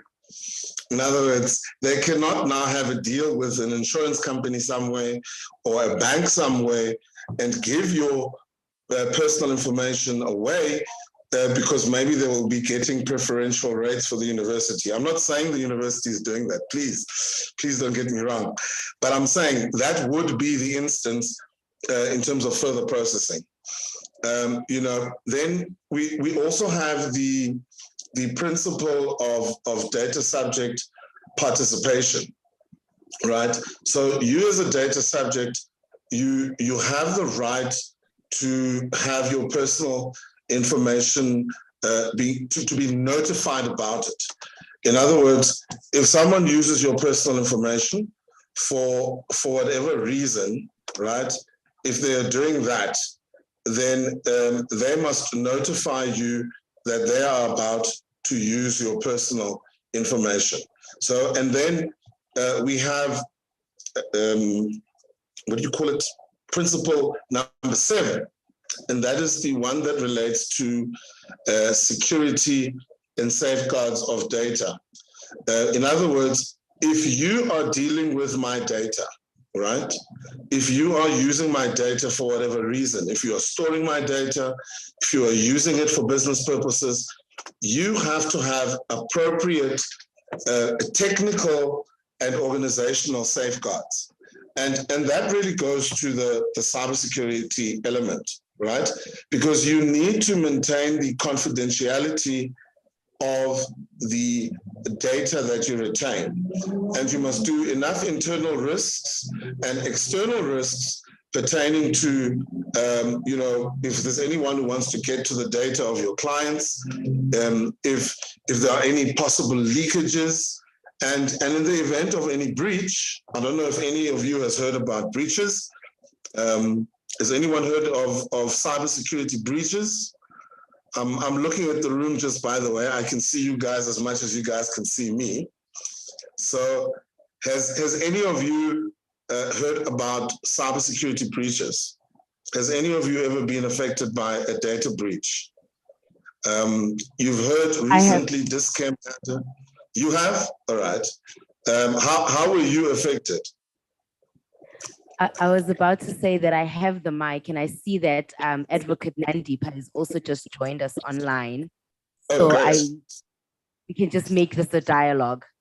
And then, we can just engage with the room. But has any of you heard of a cybersecurity breach? Has any of you been affected by a data breach? Yeah? Anyone in the room? I'm curious. I think, Prof, maybe just explain what a data breach is. Because chances are they have been, but they're not aware and affected by a data breach. Okay, so this personal information that I was telling you about, and this duty to keep personal information safe, right? If anyone who keeps data, such as a bank, an insurance, the university, if they are hacked by foreign hackers, local hackers, with the intent to steal your data, all right, or to destroy data, or to amend data, or by any other form do anything to the data that is unlawful, that would be the result of a data breach.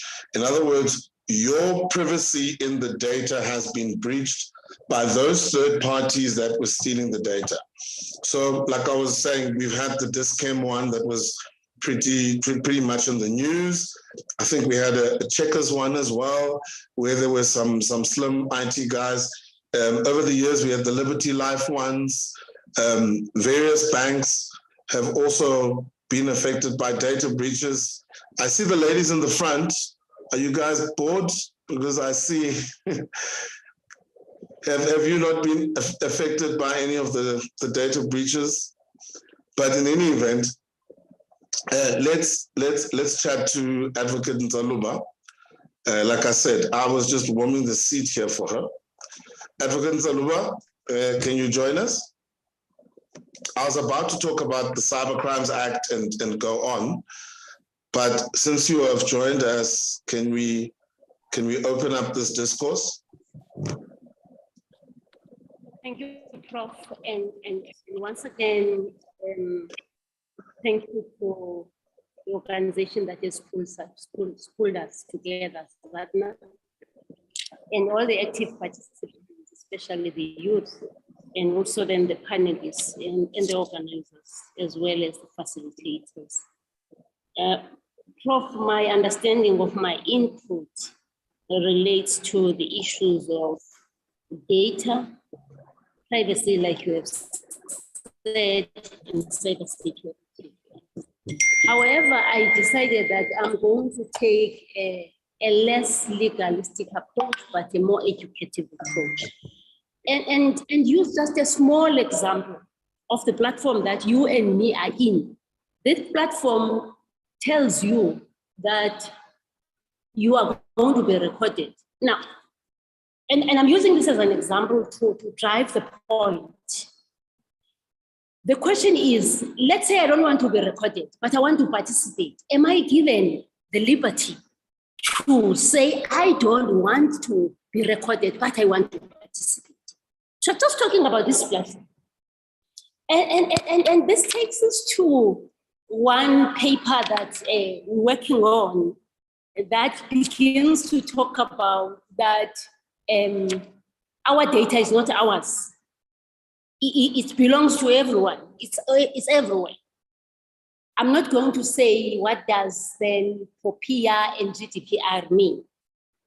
But when you dissect who owns your data, leave alone then the laws that are applicable, you actually don't own anything. Your data is a property of somebody else somewhere else. And probably then, that is why then we need to talk about the issues of data privacy that the Prof has spoken about. We are a technocratic human being species that is connected globally. That being the case, we then need to understand what it is when we talk about security. Security of systems, security of information, security of data. I happen to have an experience of being in the military, where we deal with issues of security from a territorial integrity perspective.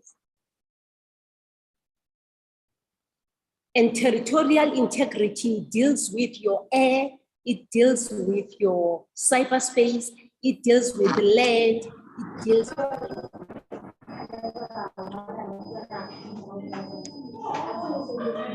Sorry, can someone just mute the mic? Advocate? Hello?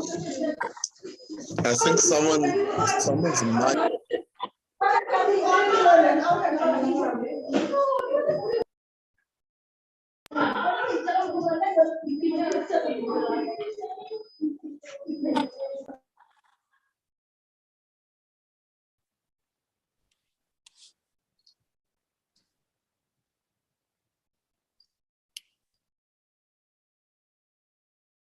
I will wait on you, Chief. Hi, I think we are back. We just had a slight disruption, so you can just go on, Advocate Nandipa. I think we are fine now. Thank you. Like I was saying, that you have dimensions, you have the land dimension, you have the maritime dimension, you have the airspace, you have the cyberspace. And this pertain to what you refer to as territorial integrity. And when you deal with those, you need to look at them in a way that comprehensively put you as the owner of the data. Professor has just spoken about the issues of cyber breaches. You might have known an instance where the same ships that are used to carry a lot of luggages at sea from one point to another, in line with your AU strategy 2063 from Cape to Cairo, because of the same cyber breach. The capability that was there to actually direct those particular ships, instead of directing them, caused them to collide.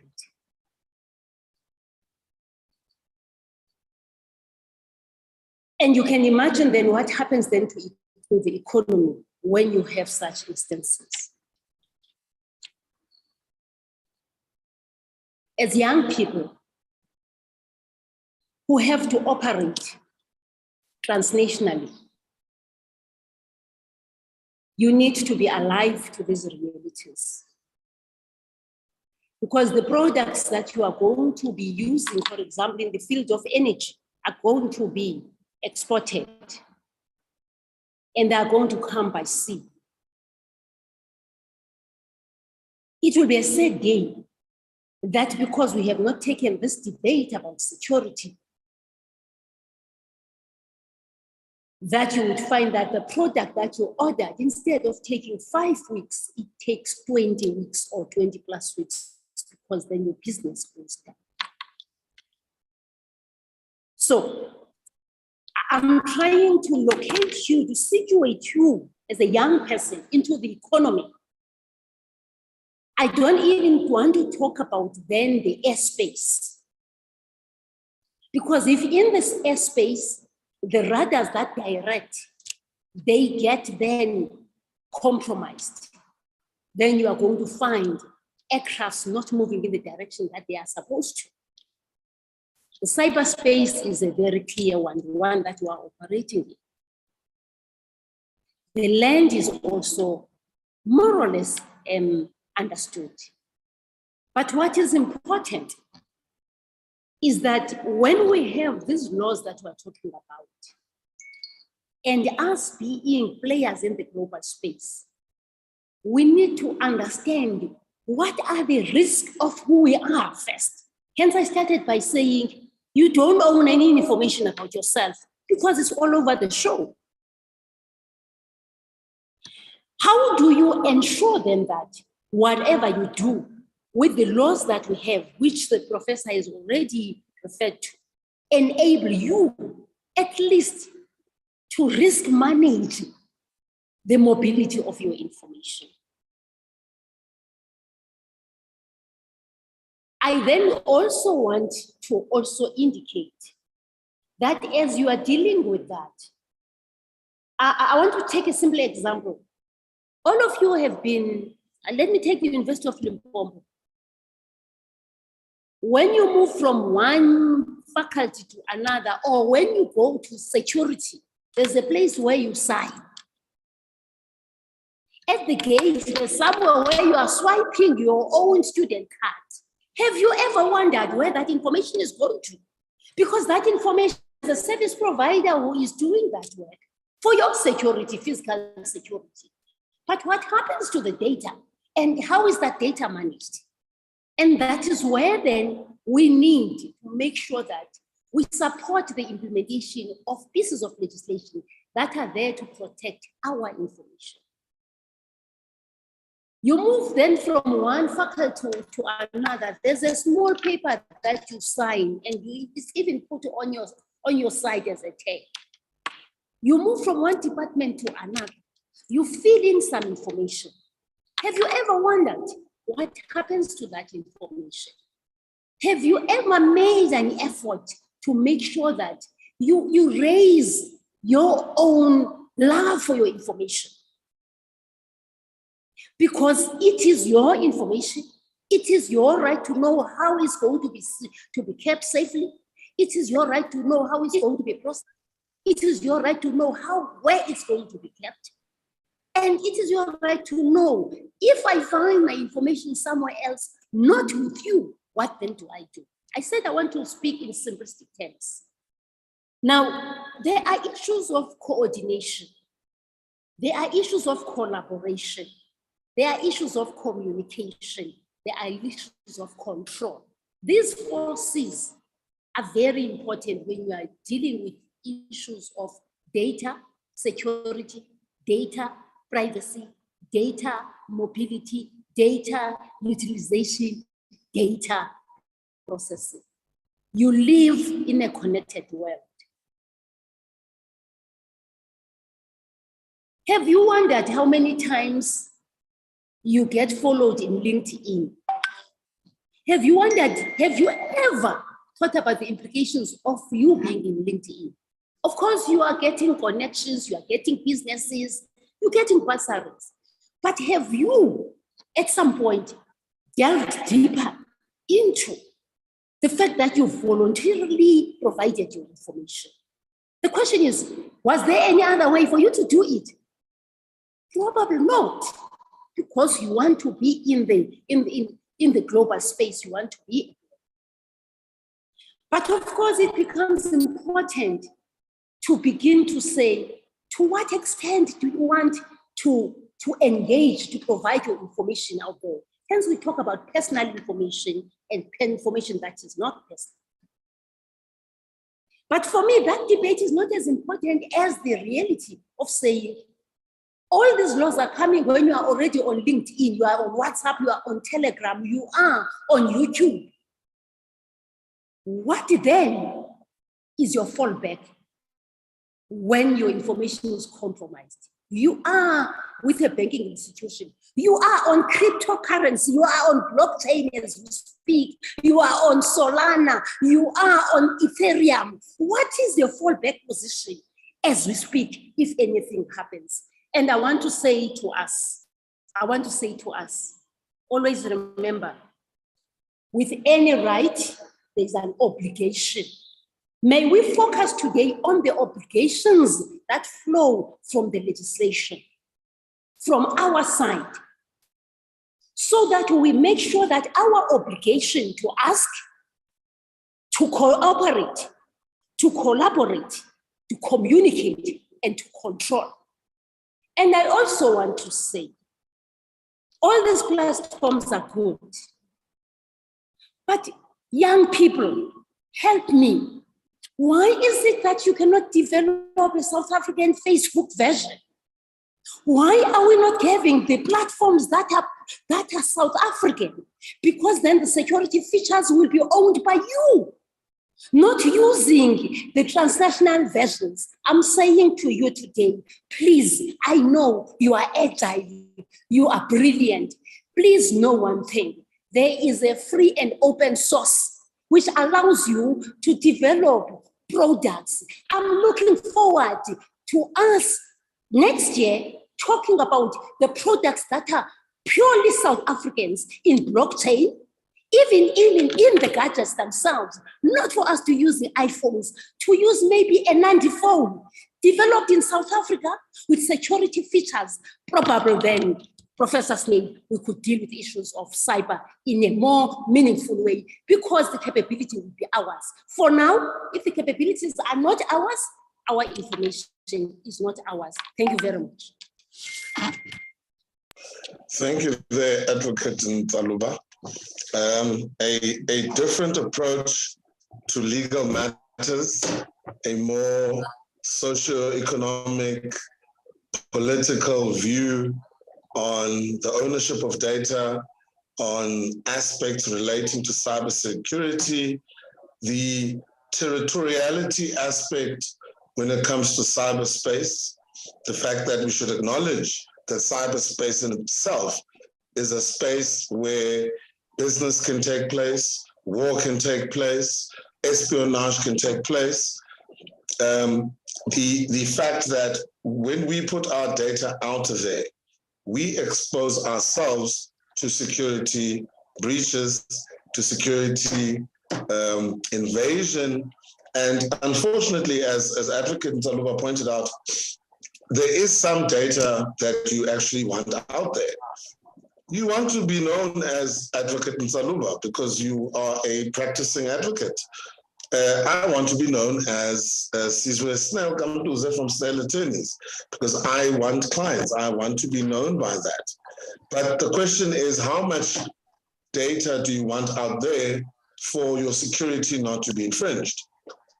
And I think that is the important part of this discussion. And maybe it's not a bad thing that some of the speakers unfortunately couldn't make it, but I want to hear from the floor. I'm more interested, as I said, I'm there, body and soul, just virtually. But I want to know from our participants there, how do they feel about giving people their locations? How do they feel about social media, their WhatsApp statuses, posting where they are, what they're doing, what car they've just bought, what food are they eating? Is it really necessary? Or is it just internet media nuisance? Or is it us just giving our data unnecessarily out there? I'd like to hear some of the views from the floor. I'd like to make this an open discussion. I think, Prof. Social media information nuisance is how you phrased it. I think we have a hand on the floor, and maybe they can speak to some of the aspects that you have pointed out. Thank you, Prof, for that question. Yes. If my information is stored with a tech company, with all the security features that they put in place, the efforts that they put in place to ensure that it's not breached, we know that hacking is always happens, and that one sometimes we will not necessarily hold them to say, look, you were being reckless. We know the efforts that they put in that space. However, if I was to give information, call it more information to them, for them to be able to authenticate me, for them to be able to give me certain features that I would not ordinarily have. If my Gmail or any other email that I use, if I was to send it to someone and through their authentication, they inform the recipient that we know this person. We know this person, that this person is still alive. We have all reasons to say this is a legitimate communication to you, then it's worth it. It's either you're online or you're offline. That those two fields, two spaces that people talk about, that you opt to be online or offline. Now, if you're online and I still don't trust you because I can authenticate you by myself, there will be, your email will go into junk because you're authenticated by the company that is hosting your mail, your online mail, be it your online mail or even your actually a domain that has been registered through Zadna. If Zadna and similar organizations could authenticate that person's email and say it comes, it's not even breached. When that communication is sent, I can authenticate it through my thumb where I am and say, this is not a breached communication, then for me, it's worth it to give as much information as possible. Yes, it also goes with where you are in life. There are elements where you are in life attracts a lot of people to hack you. Now, at that level, it's another communication altogether. As some of you may know, or some of you may not know, there are people whose cell phones or their phones have software that makes it not hijackable, if you like, if I was to use that. They call it the military grade and all that, meaning that me and you now, we just subscribe and we call and all that. But there are people whose communication attracts whole manner of people who want to know what they are saying. And at that level, it's another totally ball game. I don't want to get into that because I don't want to scare any one of you here. But it's another grade of life where those people have to have confidentiality and all those things. Their SMSs are encrypted, their WhatsApps are encrypted and all those things. Now, having said that, personally, at this juncture in my life, I don't have a problem as long as I know that the efforts are being made by those companies to sell my information. And if such information can make my host, let's talk about Google, they're here. If it can make my message to be given a priority whenever I need a service from them, when I say something has happened, that when they receive such, because they've authenticated me, they can prioritize that service, then I will go for that. Thank you. Okay, that's an interesting intervention, I must say. I'm not too sure if it's practically possible to do so. I know tech companies generally feel that if they comply with legislation, that is it, you know. What you are asking is that tech companies go an extra mile. And it's a like-have, and it's probably from a public policy perspective, it's a right thing to do, you know. Unfortunately, I litigate in the space, so I'm going to call them tech companies for the purposes and intents of this discussion. You know, I've had one or two instances where I've had to report false social media false social media accounts to the social media companies. And I'm telling you, the amount of money that they spent and the attorneys that they fetched from Santon to fight off a possible legal battle involving a fake account it's fascinating, you know. We always get told that, yeah, press our button, report whatever breaches, we'll deal with it.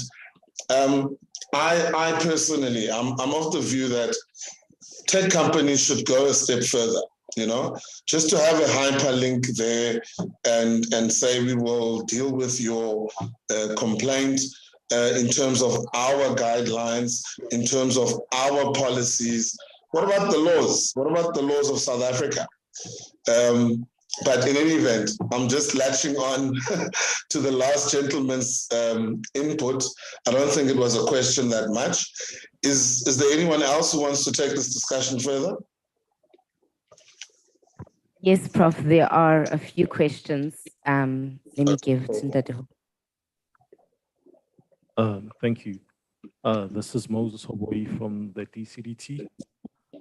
Hey, Moses. I just wanted to find out, besides the responsibility of the tech companies, what is the responsibility that's supposed to be placed on the individuals that are using, you know, the tech? Thank you. So what Mr. Hoboi is saying there is quite correct. And I think it filters in with what Advocate Nsaluba said earlier on. With rights come responsibilities, okay? Yes, we have the right to equality. Yes, we have the right to do all sorts of things, freedom of speech. But, you know, we must also have the responsibility of securing our data. We must also have the responsibility of not giving more data out than one necessarily needs to. We also have the responsibility of having a security conscious society, right? What you give to your children, if you give your children phones, do you regulate their activity on the internet? I always found it most amazing and most amusing when our housekeeper phones my wife, maybe we're out having a drink or a date, and the housekeeper says, hey, the phones are locked, please open them. You know, at least we have some control over the content that the kids are seeing, you know. Some parents simply don't care. They give their kids the device, the child goes online, is exposed to predators. I'm referring now to the previous discussion I was here. So, you know, online predation is also a consequence of poor cyber hygiene. You know, these are words now that are being used internationally and in Europe, but we need to introduce a cyber hygiene society. Do we conduct ourselves in a cyber hygienic manner? Do we have 10 memory sticks with all our data flying around? Do we use these memory sticks in our cousins' cars, leave them there? You know, what data do we use? What data do we protect?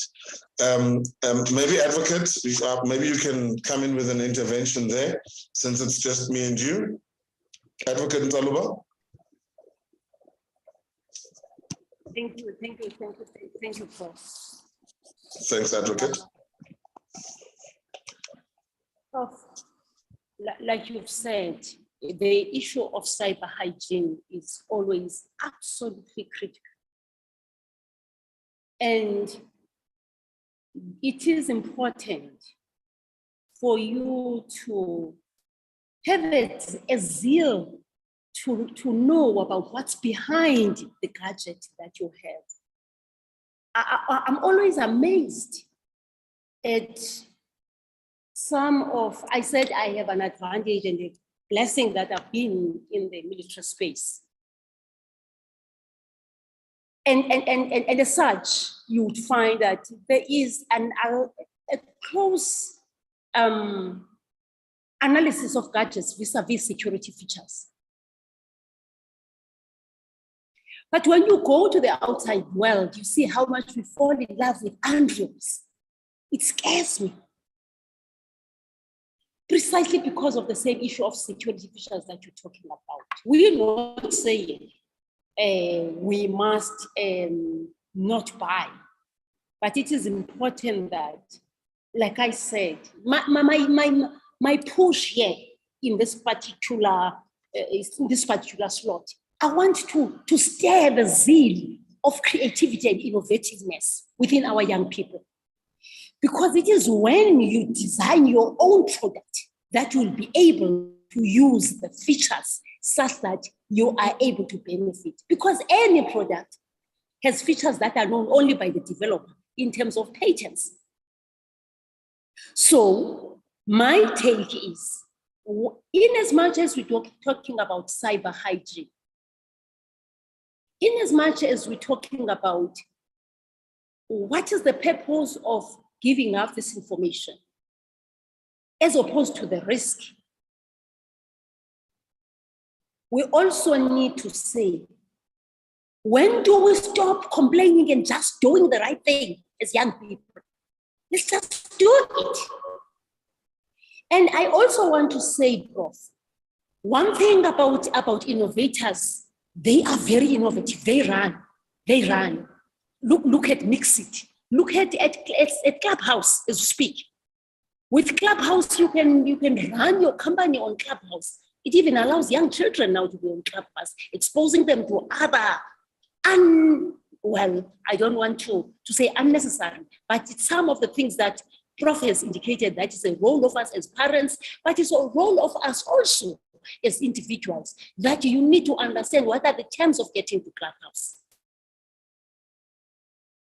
Now, if we agree that we have specific responsibility of being lifelong learners, I think the space that we are in this week has shown us that if we want sessions on hacking, they are available. If you want sessions on anything, Zatna is available to provide any training, and they are providing the training.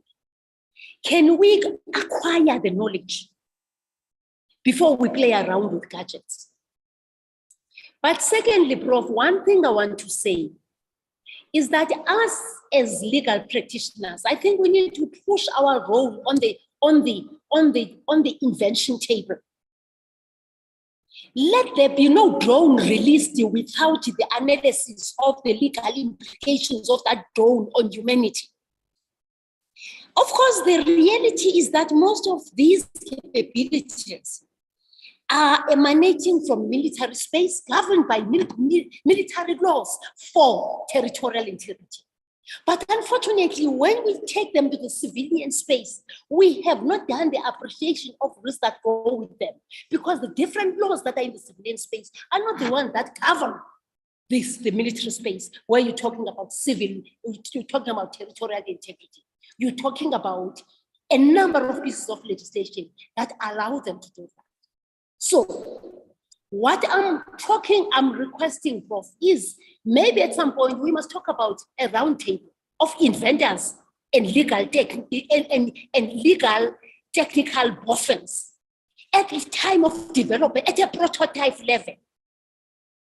Because whether we do it domestically or we do it globally, we buy licenses as we're doing with some of the capabilities, we will still need this collaboration. We'll still need this partnership.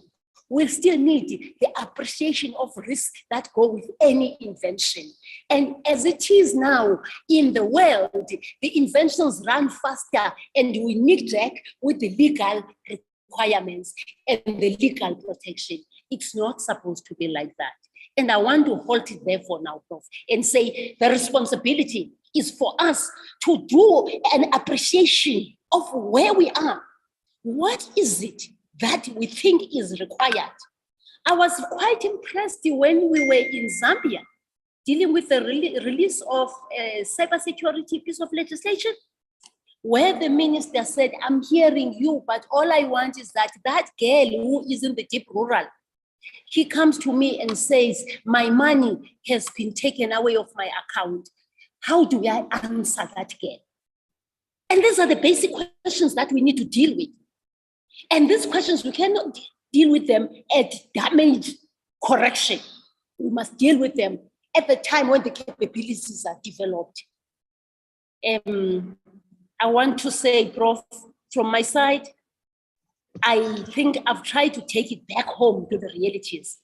And I'm saying the legalities are there, but we have a role as individuals to educate ourselves, to look for the information, to demand the information from either government, because the information is there, but we demand that we get educated. And Zatna is doing the best of that, but we need a lot of collaboration. Before I move out, Prof, one of the matters that we spoke about during the week was the issue of abuse, domain abuse. And the domain name abuse, Prof, which for me has an element of what we're talking about now, because you have cybersecurity.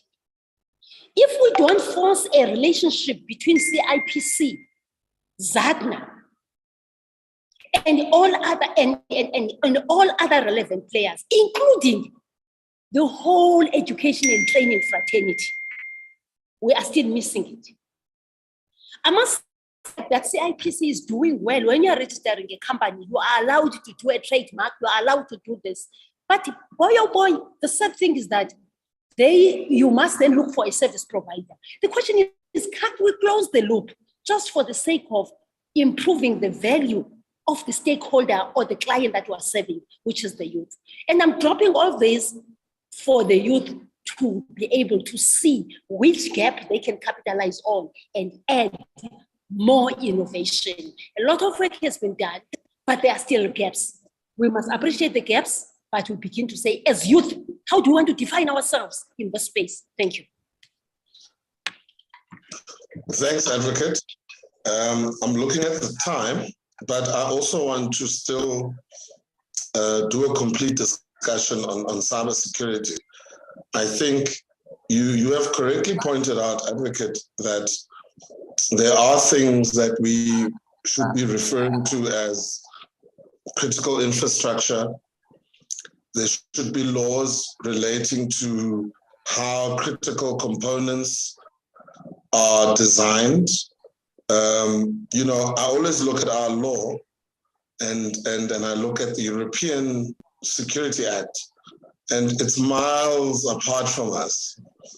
The European Security Act actually has a provision to what you are referring to, Advocate, to say that manufacturers must manufacture products in a cyber-secure manner, not just wait for incidents to happen, but to actually design them in a proactive, cyber-secure manner.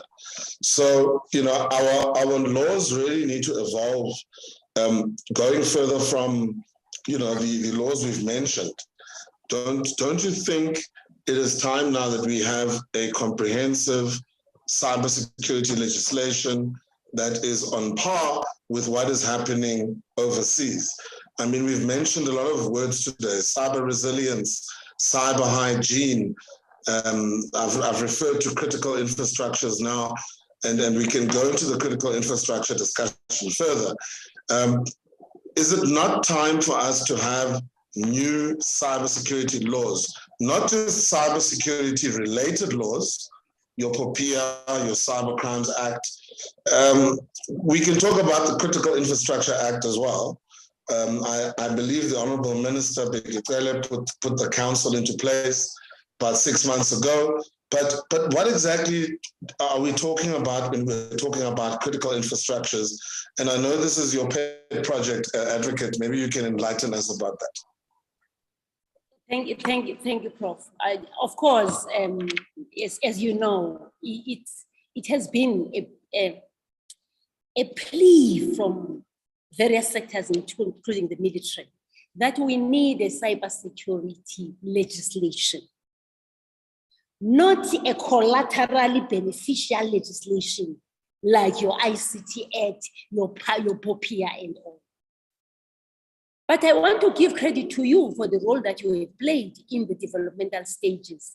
And I think I want to give credit to the realization that has since emerged. It is just unfortunate that when in 2017, when the cybercrime and cybersecurity bill was being deliberated upon, and the role players provided their input, I would say because of exigency, we then decided to separate cybercrime from, we extricated it from the whole bag and dealt with it so that we deal with cybercrime. Of course, during COVID, yes, it came in handy because now we're dealing with a lot of cybercrimes. So probably it was a good thing and it was just in time because there was a lot happening in the cyberspace. However, the absence of a cybersecurity legislation is still rendering all of us helpless. And like you have just said, this, we're not going to reinvent the wheel. In Africa, we've been participating where such legislations have been put in place. Yes, within the EU, you have some work that has been done. And I'm not saying we're going to do copy and paste, but we already have work that we had done in the bill itself. There were some, of course, areas that needed to be dealt with. And I do want to say this. For me, I think it would be nice, it would be a good day if the bill is published. Well, a new bill, 2022 bill, because we had a 2017 comprehensive bill, so that then we can have the bill. And I don't want to relate to the next paper that we're going to talk about in the next session, because then you can see that the issue of a cybersecurity legislation is coming in handy, especially when you deal with data in the cyberspace. So I fully agree with you. And I think the challenge or the ball is on me and you as people who are in the space to continue making sure that the colleagues that are mandated to deal with these issues are able to move faster with the skills that South Africa is having and the knowledge base that the globe is having in terms of those legislations have been developed. And I hope I've assisted in that response. Thank you. Thank you very much, Advocate. Madam Chair, I'm looking at the time. Is there any limitation? I see 1 o'clock. I'm sure people are hungry. Can we take 1 or 2 questions from the floor before we close it?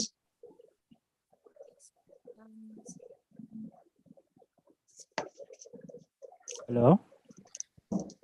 Okay. Thank you. Maybe contribution has been taken. I wanted to respond to your. Hello. Yes, I can hear you now. I wanted to respond to your earlier question on post sharing location, your pictures of the car, and etc. I think the major problem here is lack of awareness.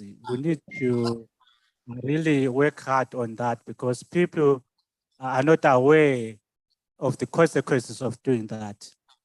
For example, if I buy a car, which is in the top of the list of wanted cars by hijackers, obviously I'll draw interest from such people. But just assume they don't know where I'm staying. Then when I get to my home, I park my car and take a picture, which shows the house number of my house. That means I'm giving a bit more information than necessary. Because for criminals to execute whatever they want to do, they have to first of all do a bit of research. Once they've done so, they plan how they can execute that. Thereafter, they execute. So now I've given them the type of car that I've just bought. Thereafter, I've given them the information of my residency.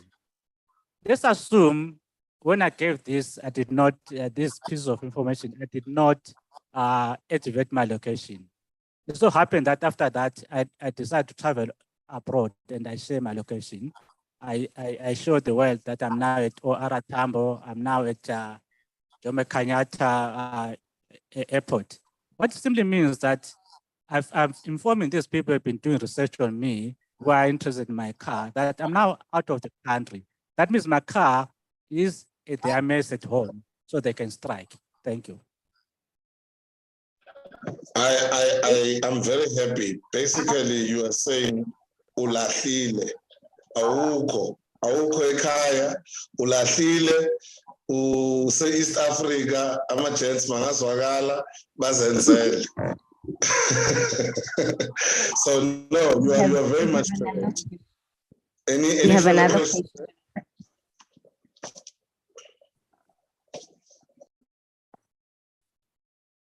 Hello. I can hear you. Hear me. So now, before I can go any further, I would like to thank some words that I just grabbed here. Conscious security, and then hygienic, cyber hygiene, yeah. So now, and then again, I've realized it's matter of education, especially with my brother before me. He highlighted the question of awareness. So as part of community builder, I've been involved in this thing of awareness when coming to cybersecurity. So now we have a challenge. So out of the ways that I grabbed from you, I want to add something, which is you can't break a law that you don't know. So because mostly. Can I reply to that? Yeah. It's a very, very interesting thing you've said. And I'm gonna reply to you now as a lawyer. There is the famous case of Rex versus Blom. So Blom did a criminal offense and he went to the court and he used exactly your analogy. He said he didn't know that doing that was a criminal offense. And the court said, no, the fact that you don't know that it's a criminal offense to do a particular thing does not mean that you have not committed the criminal offense. So unfortunately, on that one, I need to correct you, my brethren. But you're correct. Knowledge is very important. Knowledge is key. Knowledge is power. You know, and I like the fact that you've picked up words. You know, people usually pick up very useless words, but you've picked up very important words today. Like you said, cyber hygiene, cyber resilience, data protection, you know, self-love. I think it's one that also will appear in the whole cybersecurity aspect. But let me allow you to finish. So now, when going forward, I would like to show that if I don't know a rule, if I break it, anyone who's going to prosecute me or punish me will be somehow unfair to me. So now, why I'm saying this is, during my experience in this community developing works, I've realized when I try to research, I Google anything concerning cybersecurity in Limpopo, there's none. So, meaning we must go back to our tertiary institutions. Like at least here we have the professors and those who are in computer science, media. We must encourage them, especially the final PhD student who are about to write research, so that there is a research gap.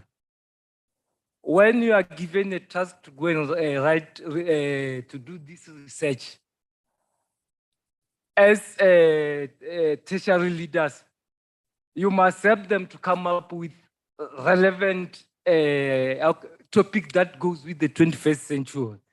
So that, because if a tertiary student and you guys there, you don't do this research, people like me from community-based organization, it's hard. Because when you want to help people, but sometimes you want to do research about your own province, there's none, you see.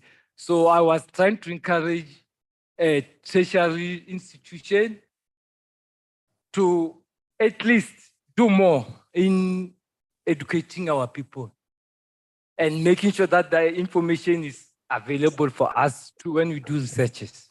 Thanks. I fully agree with you.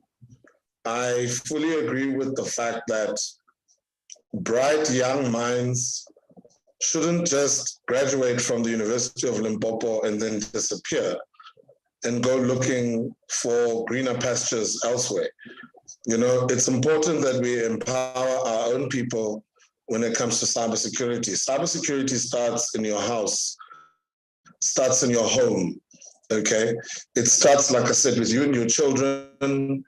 It starts with your mother putting a banking app. My mom a couple of days ago was so frustrated with the fact that the bank forced her to put a banking app. But that is the reality of it, you know? And I cannot not agree with you that building capacity is key. Educating everyone about the risks of cybersecurity, the risks of data protection and not following confidentiality, and the principles relating to data protection is very important. Madam Chair, can I just allow Advocate Nsaluba to do a closing remark? 1 minute. I think we're running out of time. Thank you, Prof. Thank you, my supervisor. Thank you, facilitator, and thank you to the people who have made this session possible with their insights, sharing their insights. I just want to close off by saying there's one thing I like, which I call street law. Street law is a bit of everything. And I want to say I have an advantage of having developed the education system of this country. And when we had that program called Life Skills, we were looking at a particular pot that will timelessly provide education on matters that are at hand for the students, for the children, and also adult basic education.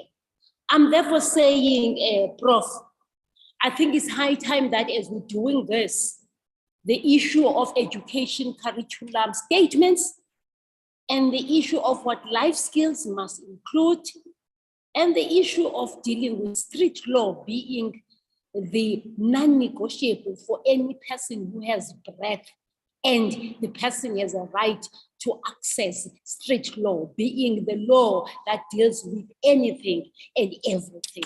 Having said that, I want to thank you and I want to thank everyone and say, be cyber astute, be cyber crazy, but be data privacy smart. Thank you. Thank you very much, Advocate Ntaluba. Those are great words. I'm not going to add to that. Thank you very much for Zadna and the University of Limpopo for having me, initially as a moderator, but clearly now as a participant. Back over to you, Madam Chair. Thank you very much, Prof. Can we please give them a round of applause? What words did you get from the session? If I had to ask, what keywords did you as students and as citizens of, digital citizens rather, what keywords did you get from the session? I think, let me ask the two ladies in the front that have been busy. What keyword did you get from this session? Don't be shy. There's no wrong or right answer.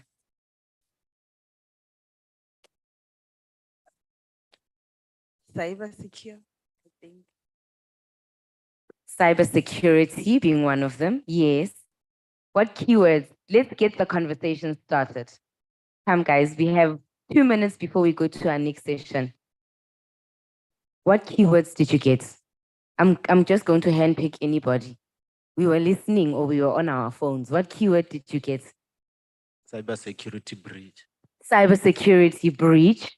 That's another one. And another one, there's a hand there. Lulu, please take the mic there.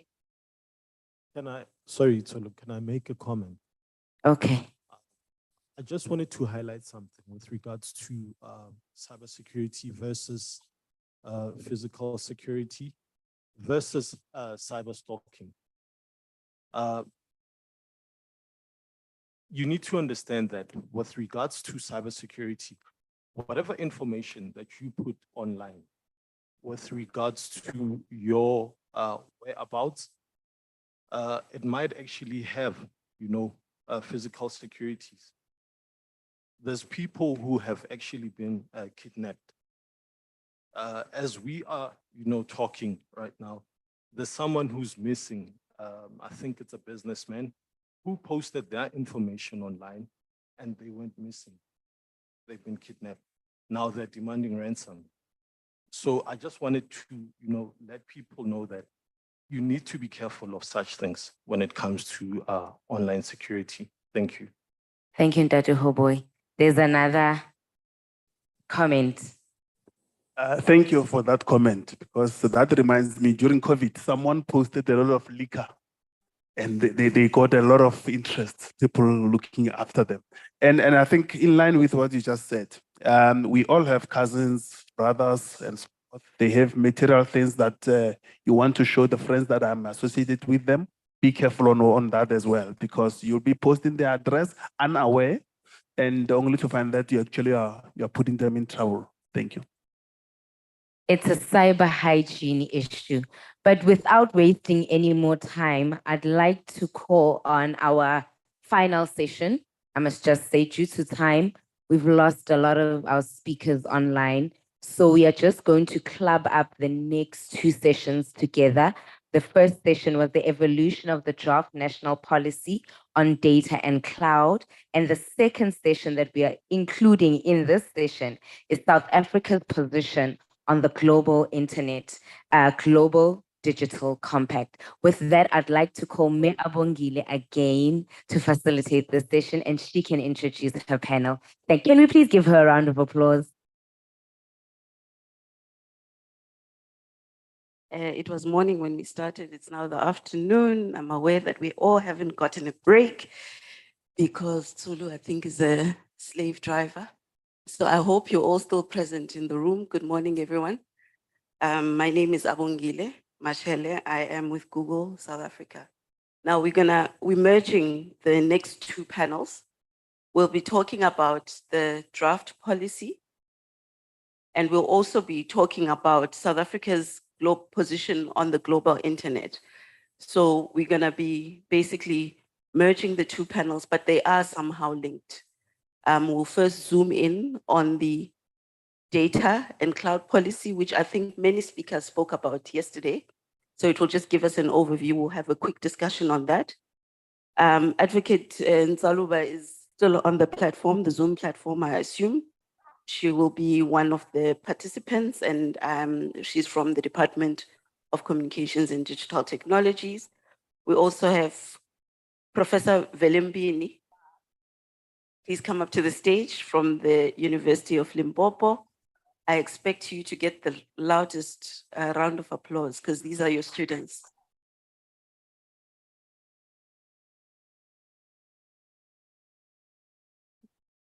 On the platform, we also have Dr.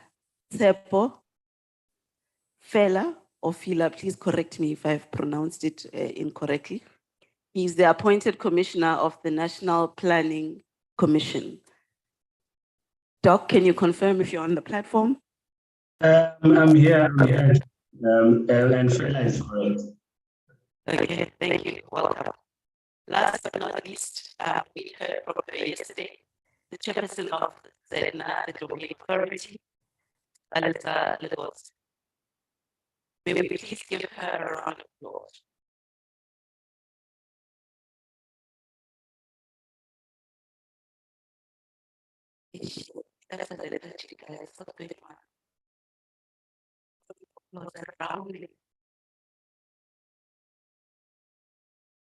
Thank you very much. Okay. So how we're going to structure this, because we managed two panels, is I'm going to start with advocates because you're from the department. Yesterday we spoke a great deal about data governance. We focused a lot on data governance, and there was reference to the data and cloud policy. I think one of the speakers said it's a finance policy, so maybe you can clarify for us. Just give us a high level overview, because I think we've already touched it greatly in the definition of what data is, what cloud is, what is the governance, what is the role of government, what is the role of the private sector. Now, put it all together, what is the draft data and cloud policy as was published by the government seeking stewardship? Thank you very much, colleague. And once again, we back to yesterday's discussion, interestingly, in a very subtle way. I hope you can hear me. Can you hear me? Can you wave your hand? Loud and clear. They're not waving because I think they're tired, but we can hear you. Okay, thank you. Once a teacher, always a teacher, unfortunately. Well, I want to say this particular piece of legislation is a boiling point of everything that we dealt with during this week. And I want to clinically talk about its content to allow the other colleagues to deal with other issues, precisely because I believe that when a document is under consultation, it is the time to make sure that you educate and inform so that inputs are provided. Well, as it has been provided in the document itself, the policy encourages universal access to broadband connectivity through the utilization of cloud services. It aims to eliminate regulatory barriers and enable competition, to implement effective measures to ensure security, to support the development of small, medium, and micro enterprises, increase government's capacity to deliver, promote data sovereignty, and encourage alignment of the fourth industrial revolution with the standards within the EU and globally. Of course, I'm reading from a presentation. If you so wish, Chair, I can actually share, but I thought in the interest of time, I can just browse through it. I do want to say the actual piece of legislation, it's coming at a time when we need it most. Because when we talk about data and you talk about cloud, we have various forms of clouds. We have the public and the private cloud. What is the difference between a public and a private cloud? What are the responsibilities? And what is your right as a citizen? Do you have a right to have a private cloud? What are the implications of a public cloud? The recommendations then are as follows. In the interest of time, the recommendations cover 4 areas. One area deals with digital infrastructure, just the infrastructure itself. The second one deals with the cloud computing infrastructure, the actual computing. The third one deals with data protection, data localization, cross-border transfer. You might have observed that as the professor was speaking, the same terms were there. And I want to add data localization. The fourth one deals with cybersecurity measures. We are back to where we started. Well, in terms of the first recommendation on digital infrastructure, interestingly, we're taking it back to government, that the government must provide a capability for all citizens to have an online identity. I want to share with you that this is not a new thing. At the time when we were dealing with the post office, the dream was that to make sure that we protect the information of all South Africans, everybody would have an email from Home Affairs, like you have your birth certificate at the time of birth. There's a reason why I'm taking you back on the thinking, for us to know that these things were conceptualized, but what are we doing to make sure then that we implement them? Also, we're talking about a one-stop shop between Centec and broadband in Franco. So, which will see the emergence of a state digital infrastructure company. I will talk about the caveats and the cautions I want to place later. But the issue of a one-stop shop is an important issue for as long as we are very clear that that one-stop shop will deliver on the outputs and outcomes, and we will not waste time on the administration of the merger. The second recommendation that we dealt with, which deals with the cloud computing, was dealing with the infrastructure, is that there must be a draft. The draft policy highlights the importance of cloud services. I've spoken about blockchain. You have the non-fungibles and fungibles on the cyberspace now, and we're dealing with the rise in Africa and globally of the non-traditional financial systems. And it is important for us to understand what this means. Blockchain is here to stay. Most institutions, most financial institutions in Africa, day in and day out, are regularizing that you will use the blockchain, you will use the cryptocurrency, which is just a subset of a blockchain, to be able to transact. A time is going to come where when I write the contracts, I would say the contract in terms of you paying for the transaction, I will accept only Solana coins. Now, if I say I'm going to accept Solana coins or I'm going to accept Ethereum coins, what is our financial system, the policy and legislation dealing with that? We're talking about cloud computing. And I want to be as practical as I can so that it takes you to the youth people that we're talking about. The second recommendation that links, the part recommendation that links to the second one, is that we want to have a digital transformation center that must lead the digital space in South Africa. I want to say this. We have many institutions that we have established. It would be nice for us to do an evaluation of these institutions that we already have that are dealing with digital protection, digital surveillance, digital mobility, digitization in general, so that we can see how far have we gone as part of that. The the other talks about an interesting part of a high performance computing and the data processing center.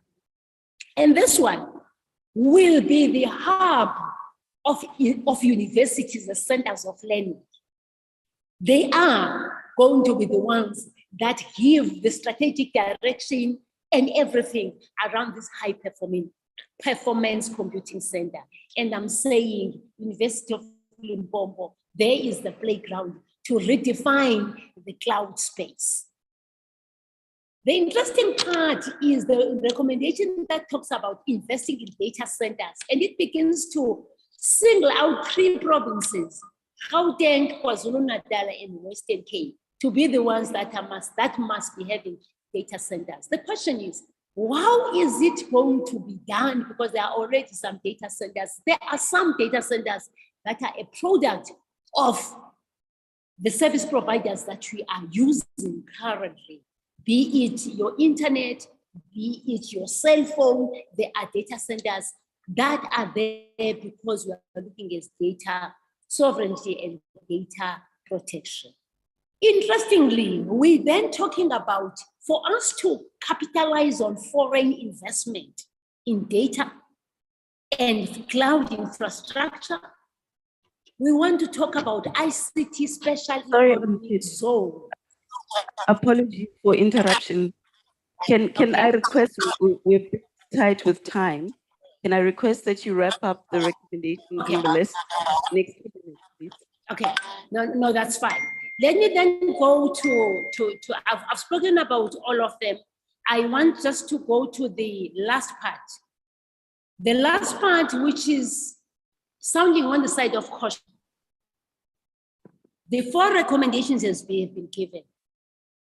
There's a need for us to look at the issues of data localization and begin to understand what do we mean by data localization? And how does it link with data localization? Now, you have data generated in Africa using gadgets that are not necessarily in Africa. And you would find that the company is not domiciled in Africa. And this is what we have. And that is why we end up with GDPR being used in Africa in some of the states. Also talking about the issue of ownership of data. I think we spoke about this one.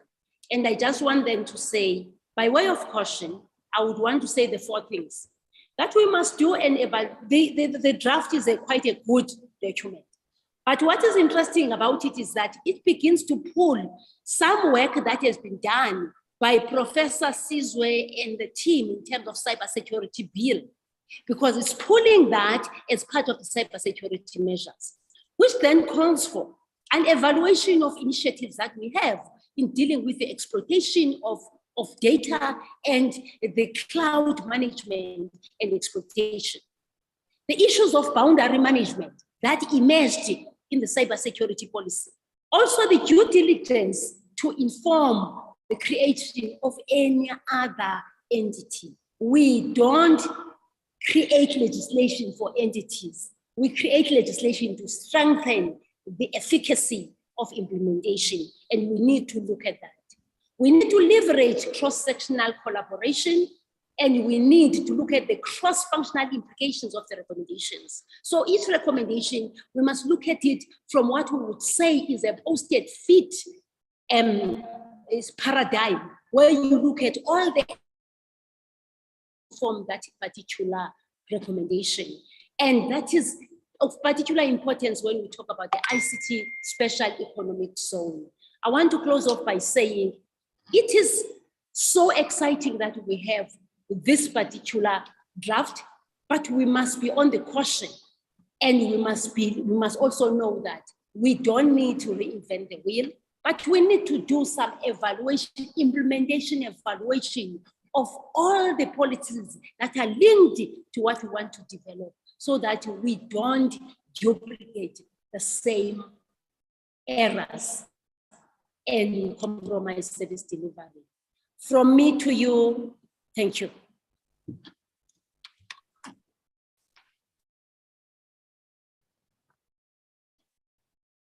Okay. Prof, can I hand over to you to just give your high level, I think from the perspective of academia, on the policy, is it fit for purpose? Focus, can I request we don't focus on the areas that we agree with, can flag them, but the areas of improvement, anything else that you may want to raise. Thank you. Good afternoon. We're indeed standing between you and lunch. I'll try to be brief. I will touch on a number of issues, but I'll mainly focus on weaknesses and challenges regarding to the policy. I think the key words for the policy is data and cloud policy, data and cloud. The question is, if we are to discuss these in the context of localization and data ownership, are we really talking about cloud systems? Are we not talking about fog computing? Maybe we may have to look into that and focus on what we are really talking about. When we talk about the cloud, can we really localize the cloud, which has to be distributed across many regions? Are we not able to localize the fog? Thank you in that regard. These centers are going to be based in 3 provinces, that is UKZN, Gauteng, and Cape Town. Are we then thinking about high availability of data? Are we thinking about fault tolerance? Are we thinking about data recovery? Let's assume all these 3 centers are simultaneously hacked or attacked. Can we recover from such a setback? Let's also look at the policy, the private framework or approach. Generally, there are 2 extremes in this regard. There's what is called under-regulation and over-regulation. There's also an approach which is user-centric, where a user is empowered to decide what to do with or her data. There's also what is called government focus, where the government request tech companies to really, when they develop their systems, to think about the privacy of users. For example, if we look at America, they are a bit of federated in the sense that they are driven by the state laws. When you look at the European bloc, they require tech companies to take charge of the privacy of users, whereas China looks at monitoring and censorship, so to speak. But the question is, yes, South Africa is taking a lead in that regard, but what is the focus of the continent? Do we take a country-based focus, or we take a continental-based focus? For example, if a certain country in Africa doesn't have a legal framework and someone intercepts data in that particular country, can you persecute that person given the absence of laws in that particular country? Let's look at pervasive computing. We talk about universal access. The question is it possible? Currently, do we have universal access? Think of places such as Chukudini, if you know what it is, Lujiko, KwaMazambane, Buzini, Pela, Sangoma. Do they have access? What are we talking about access? Is it broadband access? Is everyone in the country having access to broadband? Or are we referring to access in terms of accessibility of services of the states, which is possible, because if all the services of the states are online and people have access to gadgets, they can do so. But for us to think of having each and every person in the country having a computing device and access to infrastructure, it may be far-fetched at this point in time. Maybe you may think of community hubs, where we have an access hub in each and every village or community rural center, where people can now access government services. There's a talk of bridging the gap. digital gap. This is an old problem, which is more than 20 years old. The question is, will we ever bridge this digital gap? Any attempt to bridge the digital gap, does it not lead to another form of digital gap? There's rural, peri-urban, there's urban digital gap. So there's bound to be always a form of digital gap that exists out there. For example, if everyone has access, there's a universal access to internet. The question is, are we all having the same speed of internet? Some could be having fast, some could be having slow internet. So there's bound to be some form of digital divide. The other thing that we have to look at is whether this draft aligns with appropriate and other related legal framework, so that all the mismatches are ironed out, so that they speak the same language. This is something that needs to be looked into. Then my last part looks at cyber crimes. The question is, do we have a framework that specifies all the activities that constitute a cyber criminal act? Because for us to prosecute someone, we should be able to charge that person. But if there's no such recognition that this particular activity constitutes criminality, there may be a challenge. I will also look at skill, which is very, very important. The question is, at the present moment, do we have skill to extract digital data that can be admissible in a court of law? How do you extract that data forensically so that you can now present at the court of law and is accepted as evidence? So if we have such skill, but do we have critical mass, what are we doing about such skill? So we need forensic skills or auditing or computing skills. And these skills are not only required by IT professionals or experts. We also need our law enforcement agents to acquire such skills. We need the judiciary to have such skills, because if you present such evidence, the judiciary should have know-how and technical know-how to use this particular evidence to prosecute someone. The question is, how do we go about this? Do we come out with a double measure for one to specialize in law and also ICT? Is it feasible? Can one do one qualification after the other? How long will it take for that person to be an expert in two areas, which is a challenge? Maybe we can think of having a team of experts consisting of lawyers and ICT experts. Madam Chair. Yes, sir. This is my contribution in short. Thank you. Thank you so much. I think you've raised quite a few points, valid points. I hope as a university you also made comments to the policy paper, because it is a public policy that governs all of us. And I hope the room is also taking note of some of the questions. What I want to do is I want to move to the next panel before we have a discussion, because I think they're all somehow interlinked. I'll go back to the platform before I come to you, Chair. Dr. Tsepo, can you take us through South Africa's position on the global internet? And I think the data and cloud policy is a subset of a number of things that South Africa is looking at in terms of positioning itself when we talk about the global internet, in terms of our policies, in terms of our infrastructure, et cetera, et cetera. From the National Planning Commission, where are we heading towards as a country? What is the future? Give me a future horizon as a thinker, a strategist in the Planning Commission. Where are we going in the next 20 years?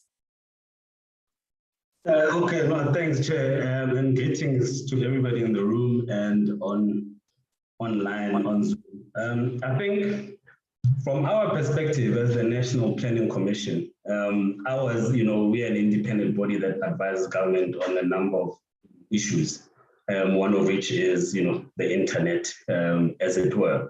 But looking at ourselves and our current position and where we are, at this current moment, we have about 60% of internet users in the country. And looking at us in Africa, we see that that number declines hectically. In East Africa, it's about 24%. Middle Africa, you're looking at about 26%. North Africa doing it slightly better at 56% compared to North America at 90%. So ours then, we need to take stock of where we are and what are the reasons that we have such numbers or such low numbers of internet users on the continent. Is it a matter of infrastructure? Is it a matter of, what exactly is the problem? While we have all of these agreements and all of these plans across the continent, you have the Agenda 2060, you have, the NDP, you have the National Infrastructure Plan, and all of these beautiful plans, government will tell you about the MTSF and so forth. But it seems in all of these plans, internet is more of a byproduct than a deliberate effort to give internet to everybody. One of the objectives or one of the calls from our common agenda taken out by the UN Secretary General, one of the first points is connect all people to the internet, including schools. And by connecting all people, we need to then go back and say, okay, with all of these plans that we have, take Infrastructure SA, for example, they have identified certain objectives or certain areas in which they want to improve in the next couple of years. One, including transportation, water, energy, and so forth. And nowhere in there does it talk about giving internet to the population or giving internet to everybody. And internet being one of the simplest ways or one of the easiest ways to break down colonial barriers and to complement all these inter-Africa trade agreements that we want to see come to fruition. Also, part of it is that you have a whole spatial segregation or you need spatial transformation within the country. The gentleman spoke about peri-urban, urban, and so forth. And for all of these to participate in mainstream economy, one of the ways to do it is through the internet. While we have these spatial problems that we are trying to transform, one of the simplest ways then to have all these segregated, all these previously disadvantaged economies to participate in mainstream economy is through the internet. So we as the Planning Commission then, and I'm glad that they spoke about a stakeholder engagement committee that the voting is underway. And I would urge them to really connect with the NPC to discuss these matters on how then can we get this internet across the country, get this internet to everybody and connect everyone, including the schools. And it is necessary that we fit these plans into the bigger picture, into the NDP. The NDP has several chapters. You go through them, it talks about the economy, infrastructure, energy, and so forth and so forth. But we need to then integrate our plans to roll out internet, whether it's infrastructure, whether it's the cost of it, whatever it is that the plan that we have, we need to integrate those within the plans of the country so that we become very, very direct about it. And so it's not a byproduct of, we are going to build bridges and smart cities. And by the way, our internet will be there. It has taken us so long, for example, for the townships to get fiber. It's been many years. Do we have to wait another 30 years before the townships in the rural areas get fiber, where the majority of the population in the country, then the majority of the users of the internet live in those areas? And then we need to also be deliberate in engaging the private sector about the very objectives that we want to have.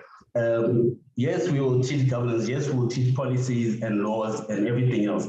The education and how we communicate it is critical. How do we then communicate all of these things to people that don't even have internet and we want to teach them about internet? So we need to start basically at the beginning and say, okay, how do we connect everybody? And how do we govern everything that has to do with this connection? And in that, I'm sure without wasting any time, it will be fruitful that we sit with that committee, the stakeholder engagement committee, to discuss some of these factors and how we can fit in or integrate some of the plans of ZEDNA and every other stakeholder regarding internet into the major or the bigger plans of the country, provincially, locally, and so forth.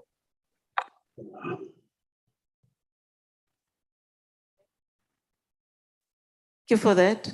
I think from what I got, it's basically we need to go back to the basics. You'll correct me if I'm wrong, Doc. We need to go back to the basics. We are at different levels of maturity as a country. It starts with connectivity, and someone like me who has a mother in the village being unable to reach her for 2 days because there's no network, to connectivity in the township, and to someone who is more privileged, who's talking cloud, who's talking, blockchain technology. What are we looking, what is the position on the global internet as a country, and what are the practical steps that we need to put together? Over to you, Chair. Thank you. I think, your question for me is two-pronged. When you talk about the global internet, there are aspects of politics, with regards to the global internet, its creation, where it comes from, its management at the global level, and then coming to the local level, and having listened to the professor and to the doctor, that, when you talk about connectivity, what is it that we're really talking about? And, I think we all know that, and have acknowledged that South Africa has two economies. We have, we are first and third economy. And how do we get the third economy to participate in the digital society? And I hear that, we have to go back to the basics and say that the issues of connectivity, I think I alluded to this yesterday, to say that we have to focus on the whole ecosystem. Not just one part, but as government, I think we should be intentional. Government should be intentional. I'm not part of government. Government should be intentional about, I'm just part of the SOC. Government should be intentional about how this can be achieved, because if you do it piecemeal, then you won't achieve the goal. So it's looking, from, like I said, you have your broadband. What about the last mile? How do you connect to the last mile? How do you ensure that people in the villages get connected, and how do you sustain that? Because I think the important thing is sustainability, and also the important thing is need. Because for as long, I remember there was a time when government was deploying MPCCs and the post office, acronyms. One thing about people in the yes, sector, we like acronyms. What are you saying? What's MPCC? The multi-purpose centers, community centers. And, those community centers are sitting there as white elephants today because there was no buy-in, and because, you would go out, a government would go out there and deploy these multi-purpose centers, and the person who holds the key doesn't want anybody to go there and use the computer. That would be one. The second thing is that if there's no buy-in from the community where you're deploying the resources, then there's really no point, because the community has to be able to ensure that it's sustainable, that, that people can utilize it, and that they see the need for that. That's why yesterday I spoke about the need to say that, for me, when you look at, the well-being and livelihood, improving the livelihoods of people, is how do people get to use the internet to better their lives? How do I get to sell whatever my wares that I'm doing online, so that I don't have a middleman who's going to take the bulk of my money, and I'm left with nothing? So connectivity is key. I think that's why there's SA Connect, where government is rolling out broadband, but then small players from different municipalities or different provinces have to come in with regards to the last mile, to say that, fiber to the home, I will be responsible to ensure that, people are connected. But it's not just about connecting, it's about the need, the creating the need, and also ensuring that people have the right devices to utilize the internet. Because for me, this really, I cannot say I can use the internet. This is too small, this screen is too small. I need to have a proper gadget for me to be able to transact, to be able to conduct my business online. And like we said, with the advent of COVID, that it has really, brought about that we've seen the huge gap. And I know the professor spoke to the digital divide, that there'll always be a digital divide depending. That's why yesterday I said that, the matters that were there in 2003 and 2005 are still there today in terms of, you know, your access, your connectivity, cybersecurity. They just evolve with time. So we always playing catch up to the evolution of whatever it is, because before it was just about the digital divide and, you know, getting everybody connected. And then it was about broadband speed. And then it was about the digital divide between countries, within countries, the gender divide and all of that. So these are forever evolving. That's one part. The other part about, you know, because I think they said it was about the digital, the Global Digital Compact, which the UN Secretary has spoken about, to say that by December 2022, 31st December, people should make inputs if they have any, so that they can be part of, you know, influencing the discussions in terms of how, you know, how we evolve, how we are able to fast track implementing some of these issues. Which one is, how do you get to connect everybody, including the school? How do we also ensure that we don't have a fragmented internet? And when we talk about connectivity also, the first part is that we also have to ensure that human rights are adhered to, because I think human rights has become a huge issue online. So that's one other issue, that, you know, people should be free to say what they say without fear of, you know, of victimization and any of that. And the other issues about security, you know, it's cybersecurity. And another issue is about AI. Like I said yesterday, that, you know, we need to see how they can be ethical coding, ethical algorithms, so that, you know, the biases that exist are no longer there. So my take is that, you know, you look at this two-pronged to say, at national level, what do we need? At a global level, what do we need? And also maybe one of the other issues when you talk about, you know, your global internet is that who actually gets to say what? Who has the authority over the global internet? I know the internet is distributed. I know the internet is everywhere. It's borderless and all of that. But ultimately, there's one country that actually has the root of the internet. So as a country, maybe this one I can say because I was there when this position was taken by South Africa, that no one country should have authority to say or manage or administer the internet. The internet is a global resource, and it should be managed as such. Every government should have a say in how this is managed, because, you know, I've sat in meetings where people would saying that I have been shut down. You know, Cuba would say that I'm fighting with the US and therefore I have been shut down. We have no internet access. No one country should be able to use the internet as a weapon of war. So those are some of the issues at the global level that, you know, we find that as South Africa, this is what we are fighting for, to say that we need to be recognized as equals in terms of administration, you know, and management of the internet, and not just one country should do that. Okay, thank you. Thank you for that. Those insightful comments. If I was a professor, I would be, I'm coming up with so many topics just sitting here that could be unpacked by the students in the room. So I hope you're all taking note as well of some of the themes that are coming up. I think I want to include everyone in the room now. Firstly, on the data and cloud policy, just by a show of hands, how many of you before the day before yesterday, when we all arrived here, before the last 2 days, how many of you had heard of this policy and had engaged with it in your own personal lives? Anyone? Tsuru and Sipo, you don't count. Anyone? Okay, since we've been here, do we have any questions that we would like to pose? Clarity to understand, what does the policy mean for me? Any perhaps opinions and views since you've been here around that policy?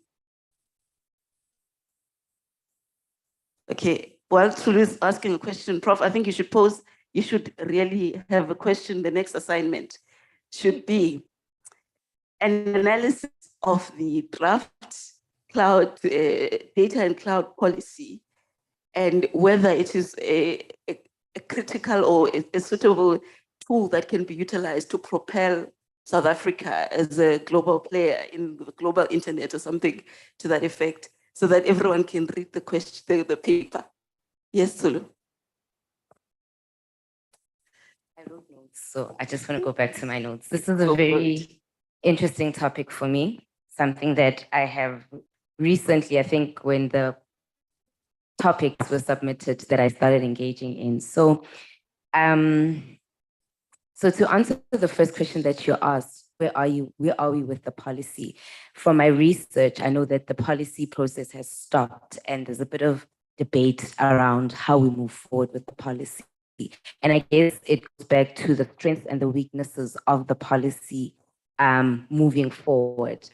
For me personally, just engaging with the policy in my personal capacity, I read through it as a student, but also as a young professional, and I found the policy not an easy read, right? So we say that the policy is one of the objectives of the policy is to deliver services to me as a citizen. Me engaging the policy, I'm finding it rather very hard to read. I mean, just even with the conversations in the room today, I noticed that our young students were picking up on keywords like cybersecurity, which are very familiar to me, but are not very familiar to them.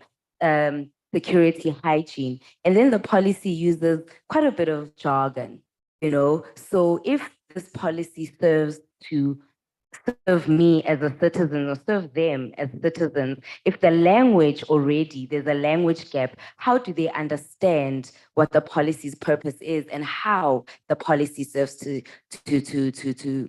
serve them and their communities? And that's the first point that I got to with just the policies, that, oh, I had a dictionary when I was reading just the first, few pages. So, okay, what does this mean? How does this apply into everyday context with me? You know, so now I go back to the rest of us sitting in the room who are basically saying that these are concepts. Cyber hygiene is a new concept for them. How do they understand data integration? You know, those kind of big words that are also in the policy. How do they make sense of kind of concepts? So I think one is a lot of work as far as creating awareness, especially if we're going to serve us ordinary citizens and people that are creating these policies. Mepalisa said something about there being two economies. Those two economies also exist in the context of knowledge. You know, there are people that know what is in the policies and the languages and the sector, and then there are people that generally just don't know. And there's an awareness gap there's an awareness gap, which means that a lot of awareness needs to take place for us to understand just basic things that are in the policy. There's a knowledge economy that's also there. So yeah, that's just my take on the policy itself. So awareness, how do we drive awareness? I think that's broadly, not just the cloud policy, quite a few policies that we have in the ICT space. Yes, sir, go ahead. Thank you. On awareness, get a YouTube video, a summarized version of everything. Thank you It does for that work. point. Yeah, people watch as opposed to reading. I think I just wanted to come through the issue of what the gentleman said about access, which talks to affordability and amongst others, availability of network, which you mentioned as well. To say, I think my contribution would be to say, as a collective here, around issue of access and digital divide and equalizing our environments in terms of, I normally give this example and I'm going to give it here, and I'm sure some people will resonate with that example.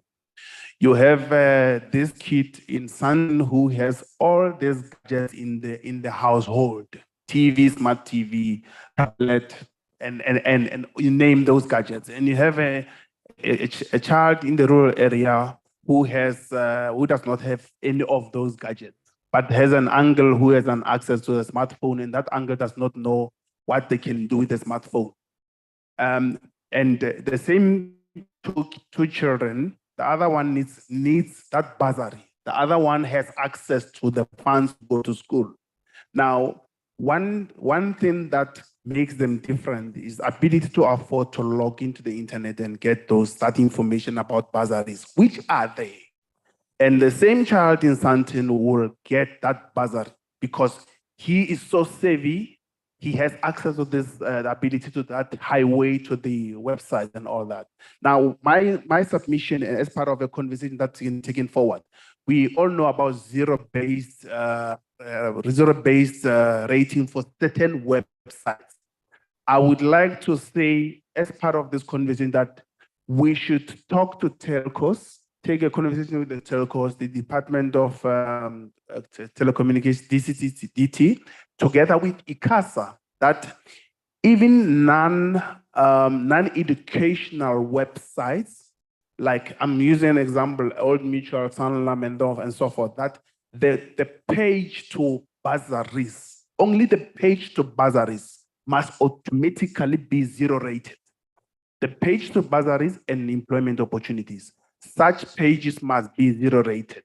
Remember, those pages are not necessarily selling the company's website, their services, but the country needs to access those pages so that people can have opportunities. And we are equalizing for everyone. If I'm in the rural area, I'm struggling with data, I know that when it comes to websites that have to do with bursaries and so forth, I will be able to access that. And I think the Googles and the Yahoo of the world are able to do those, search engine optimization for those sites and make them show that this is a zero-rated link to the bursaries, something like that. Thank you. Okay, there's a hand there. There's another hand. Do you want to take the students' hands? Please take the students' hand. Okay.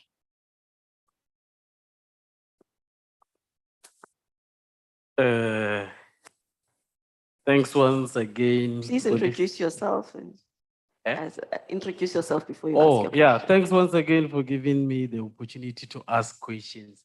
My name is Sacramento, again, from University of Limpopo, doing final year. So my question is,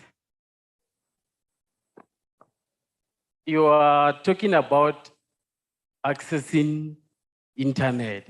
So, but to tell you the truth, I'm from the rural area. The first time I accessed internet was in University of Limpopo.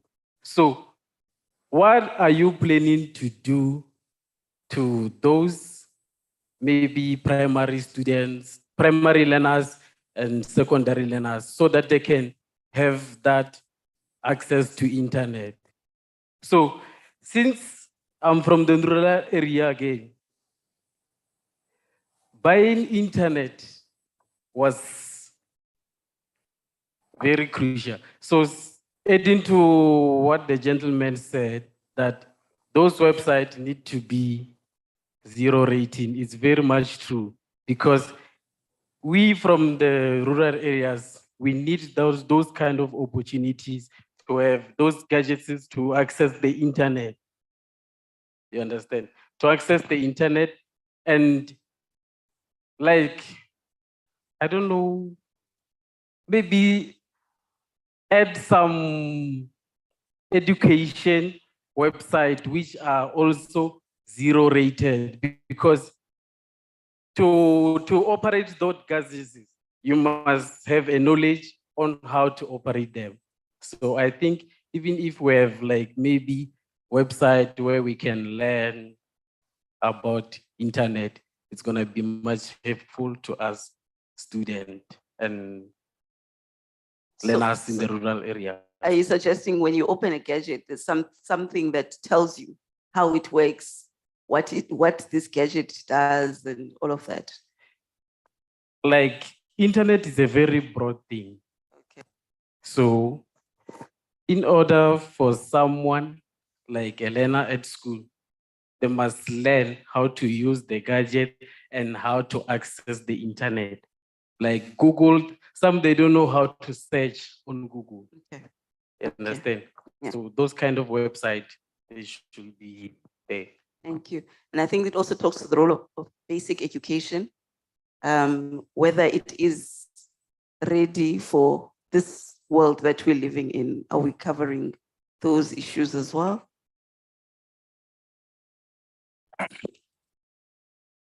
Thank you. My name is Sishokalabao from Sabaying Solomondale. I'm also from the organization called Listening Organization. It's an NPO. So since from 2019, we've been teaching primary learners basic computer literacy at schools. So the challenge that we're having is that most of schools, they don't have computer labs.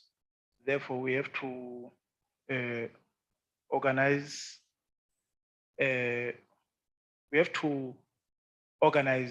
some learners from different schools into Solomondale primary schools, whereby they have a computer lab there. So we are kindly asking any assistant from anyone from this hall to assist us, whether with tablets or any other gadget that will help us to make a bigger difference, particularly when coming to access to internet. Thank you. Thank you so much for that. Dr. Buluka, you'll be the last hand I'm taking. The student. Oh, this is okay. I may not even take your hands then. Hello. Yes, sir. I'm back again. This is Silo. Yes, From sir. Khalaj Foundation. Yes, sir. There is a word, general purpose technology, GPS. For those who are not familiar with GPS, for example, electricity, when it was introduced, it was something which was private. But after realizing that it forms part of service, basic service delivery, like they turn it into a general purpose technology. Example, again, things like Microsoft, WhatsApp, because now when you apply, they say use WhatsApp. When you want to talk with government official, use WhatsApp. And WhatsApp, it's private. Ne?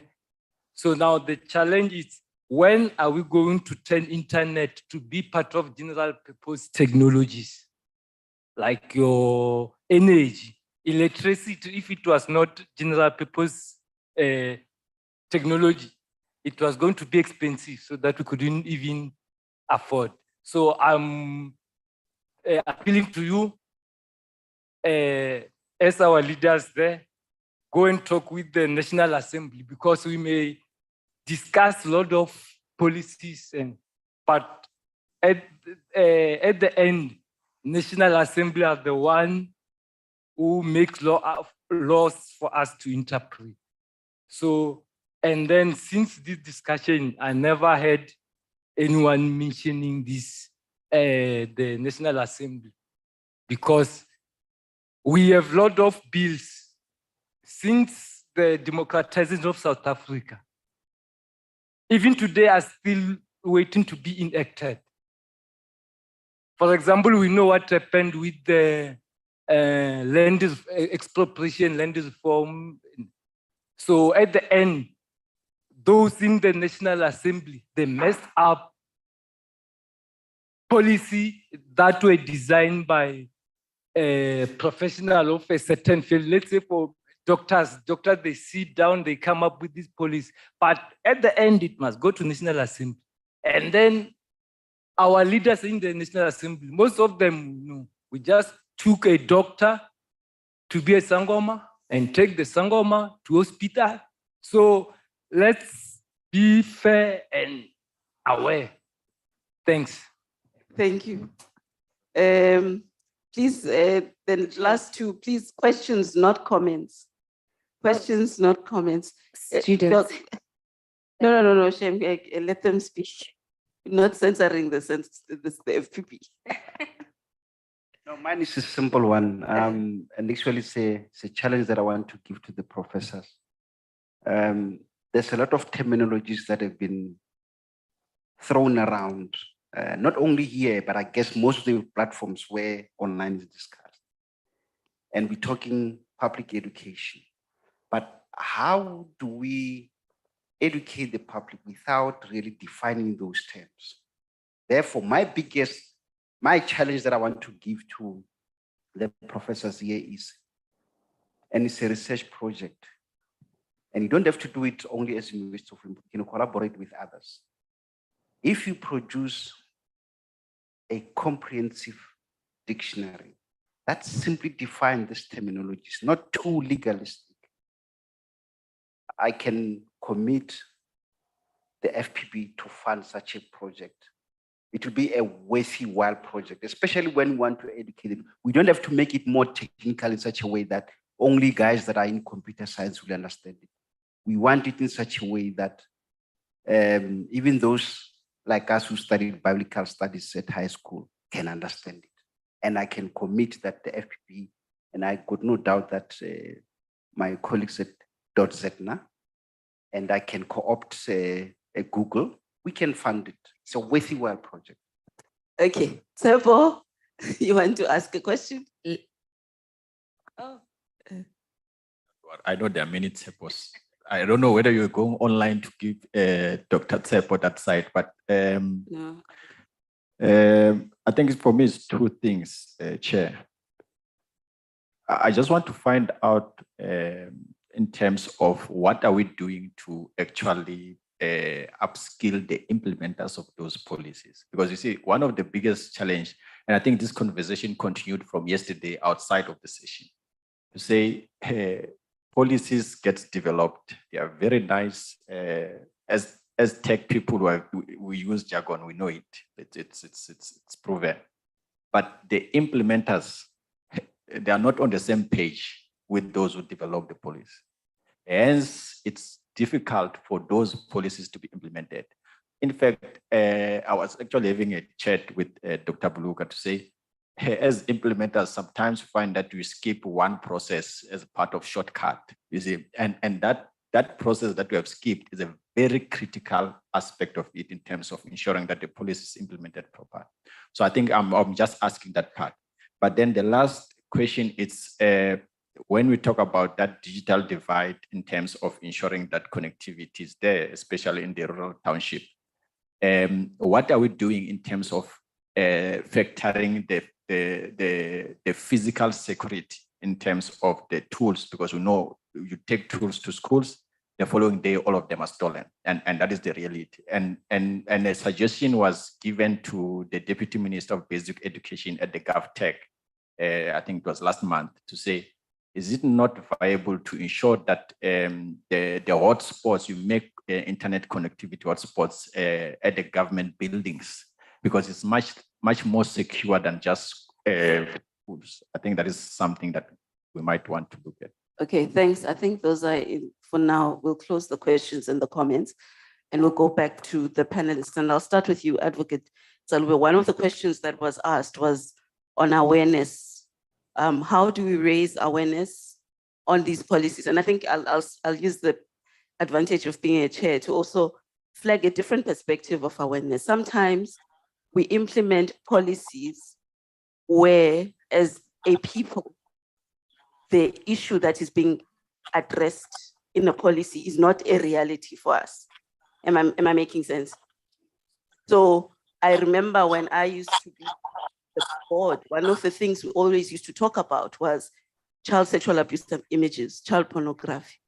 But how it manifested in other jurisdictions is different from how it manifests in South Africa. In other jurisdictions, you'd be talking about a predator who takes an image of a child and puts it online. In South Africa, or in our country, it was different. It was a case of a to a young child who was party to that engagement, and then the image became viral. So only then did it start resonating with people when we talked about child sexual abuse images. So I'll bring it to the cloud policy. How soon is it too soon to implement policies? Because we know at times when you talk about policy, if you come from a policy world, a policy is there to correct something. So do we implement or do we put these proposals too soon, especially considering the discussion that we had earlier about connectivity? I'd like you to touch on that because I think it's linked to the awareness discussion. You can't isolate them. And then the last question from Tsepo as well. We always say South Africa has beautiful policies, but they are not implementable. And Tsepo is talking to implement. Do we consider implementation of policies? Because you can't have a perfect policy if you haven't looked at implementation, because that's a very critical component in the cycle of policy development. So when we put policies together, like the one that we're discussing now, have we considered the implementation elements to it? So I'll ask you to answer that question.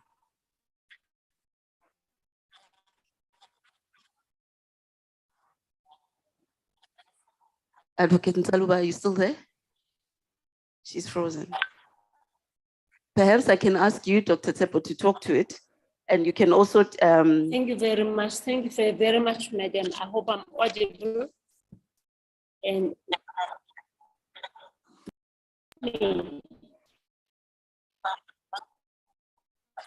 go ahead, ma'am. Can you hear me?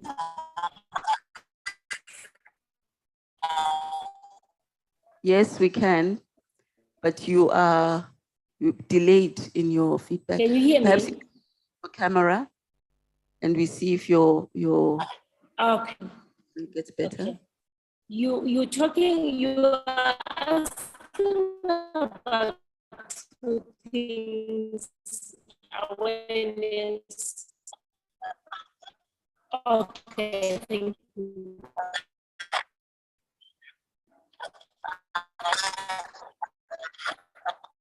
Okay, Advocate, I think there's a problem with the network. I don't know if it's outside.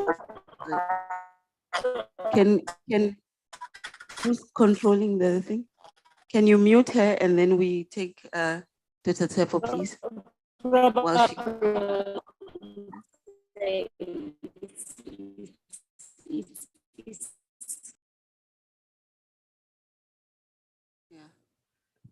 That's the digital divide, colleagues in action. Dr. Tsepo, do you mind taking that question? Because I think the Planning Commission also, that's a critical role in terms of the work that you do as well. Yes, I think your question, if I'm correct, has to do with the awareness of the policies. I'll also dabble on what the floor was asking about access and all of that as well. So it goes back to what I was saying earlier about our intention and how deliberate we are as government, or how deliberate they are with regards to this whole issue of internet, whether be it in policies, whether be it in costs or infrastructure or whatever the case might be. And I was saying, while we have all of these plans, these nice plans to make this country great, whether, in economy, in everything else, the one plans, the MTSF, the National Development Plan, and all of that, none of them speak deliberately about the internet and its infrastructure and its impact on every single thing that is mentioned in those plans. So we need to go back and relook at everything that we're doing and understand that we need to make internet a common property of society, and we need to make internet a similar issue as a basic service, so that it's accessible to everybody, whether you are in the rural areas, peri-urban, urban, or whatever the case might be. But that starts with the intention. And with that comes the awareness, comes the plans, it comes with reduction of costs, it comes with economic convergence in bringing certain societies into mainstream economy. And of course, it cuts across all several sectors, whether it is law, education, health, all kinds of sectors are impacted by our efforts with regards to the internet and what we want to do about it. So we need to go back and be deliberate and say, okay, this is what we want to achieve and how are we going to achieve it? Where are we in a position? How aware is the public about certain elements, certain aspects, and certain policies? And what is it that we need to do to increase this awareness? So we have to first take stock of what we are doing and where we are. That way we can then map out a plan to go forward. While there are existing plans to do all of these things, we need then go back to integrate whatever it is that we want to achieve into those plans and then just catch the gravy train with them. That will be the simplest and easiest way to get everything rolled out into the public. Thank you. Thank you. Thank you for that. Chairperson, you've been here in the sector for a couple of years. So I think Dr. Tsepo's comments, what's your view, what's your perspective? And you can also assist us to respond to some of these questions. Do we have a plan? Do we not have a plan? What do we need to improve? Thank you, Awongile. There are plans, but, I think with every change in government, those plans get changed. For me, I'm passionate about the internet, and I believe that internet is central to anything and everything that we do. You can do farming, can be a lawyer, you can an accountant, everything that you do, the internet is core to all of that. So I agree with the doctor that we need to put the internet as central to everything that we do, because without it, I think also one has to go back to the Sustainable Development Goals, to say that internet was acknowledged as one of the as an element that's going to actually fast track achievement of the sustainable goals. And it was a silent goal because it cut through every aspect of the sustainable development goals. So that's one aspect. And the other issue that you said, plans are there, but they never get done, because if I come, I change, and then I chop, I change.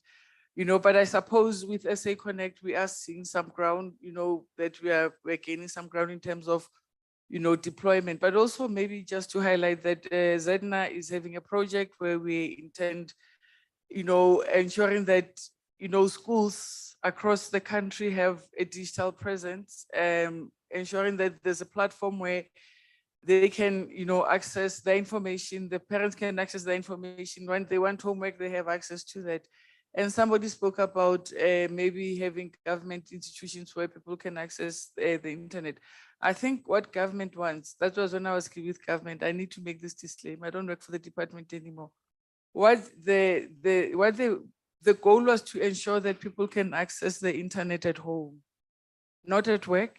They can access it at work, they can access it at school, but it's also comfortable and easier to have access at home where you're in your comfortable space and you're able to do whatever transactions that you want to do. And one last thing, the gentleman over there was talking about people's, forgot the word, PS something. I think the minister made an announcement a few months ago to say that every home would be getting, I think, 10 gigs of data. So at least there is that, to say that you will be getting the 10 gigs of data. That, I don't know, I'll have to ask the minister. Okay. We look forward to that.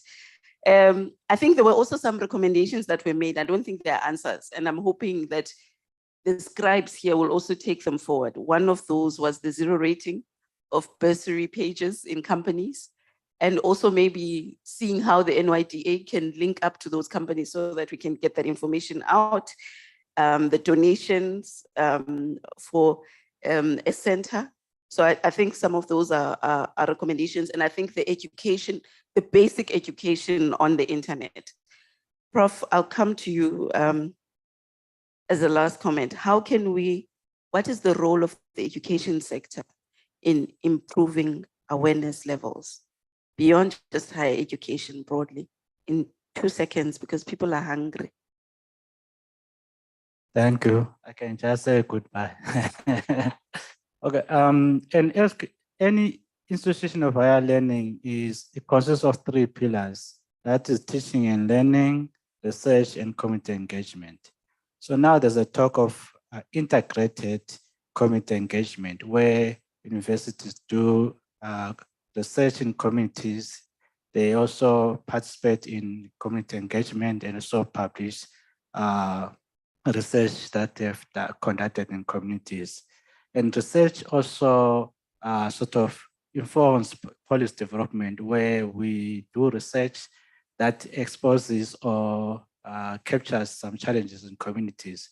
For example, we published papers on community digital divide in Africa. We have also looked at the barriers that affect the ICT integration in schools, in Mafikeng and stuff like that. So those kind of activities, they also contribute to awareness, but it's a multifaceted approach. You don't have to look at one element in the ecosystem and think that this can be achieved. Thank you. Thank you very much. I think in the interest of time, I think I will close it here. I'm hoping that the comments or the inputs that were raised here will be captured somewhere. And Dr. Tsepo from the Planning Commission were available to assist in putting together that plan and ensuring that we can ensure that there's a coordinated and a seamless approach to ICT connectivity and usage in the country. If there's no further comments or questions or suggestions, I hereby close the session. Thank you very much to all the panel members for your participation and sticking it out longer than anticipated. Thank you very much. Thank you. Thanks, everybody. Thanks. Bye-bye. There was a question online that I didn't ask. I forgot. Are the funding opportunities for CSOs to run digital hubs in the rural communities? I think that's something that perhaps we need to look at and see how we can incorporate it as well, and see how we link it to the various initiatives that we have, because I think that's a valid point. Yeah. Can we please give our panelists and our facilitator another round of applause?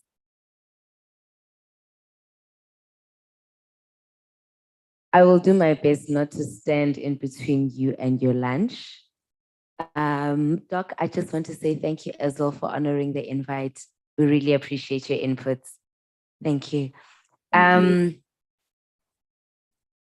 So this is the end of our South African 7th Annual Internet Governance Forum. It has been quite a journey, and I really would like to say thank you to everybody that has honored the invitation, to our panelists and our speakers and our facilitators and our funders. Thank you very, very much for just being here with us and being with us on this journey. To our students, I hope you learned a lot, because the next IGF, we'd like you guys to be on the panels and to discuss your experiences and your recommendations with the IGF and the youth IGF. We hope that there was a lot that you've learned from the session and from our panelists. We hope that we gave you food for thought as far as how to go back and develop your own communities further. To the academic institution UL, we'd also like to thank you. Can we please give a round of applause to FPB and its commitments? We will hold you to it. Thank you very much, Doc. And that concludes today's session and today's events, and overall the ZAIGF 2022. Please vote for the committee members. We need a committee that is made up predominantly of the people that you know and you think represent your needs in IGF discussions. With that said, thank you, and maybe I'll keep the students and ask the officials and the delegation to go out first so that I can have one final word with the students offline. Thank you.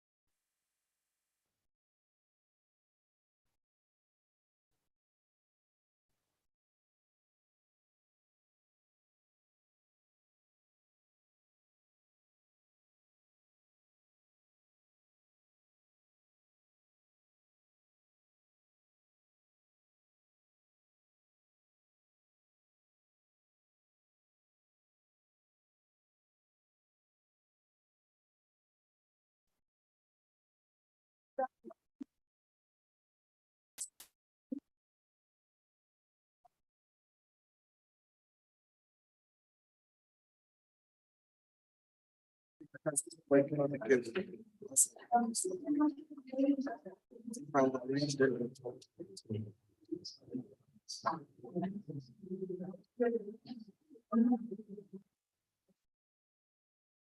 is it not opening?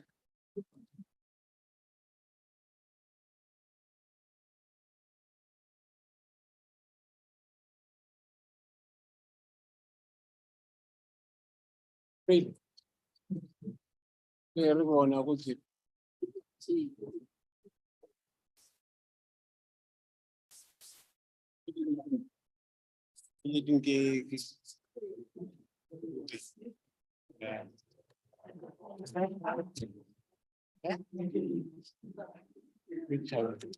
guys, this one is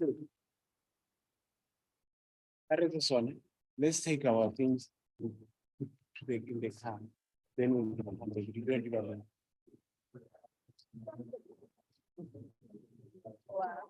No. One thing, you just know that. How much is this in your record? If they steal it, or your phone.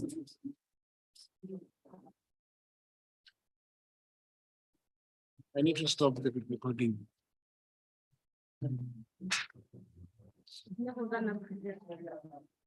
Yeah?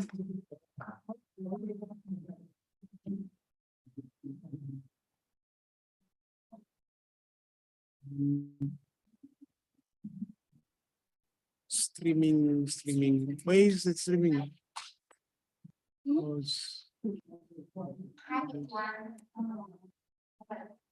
Was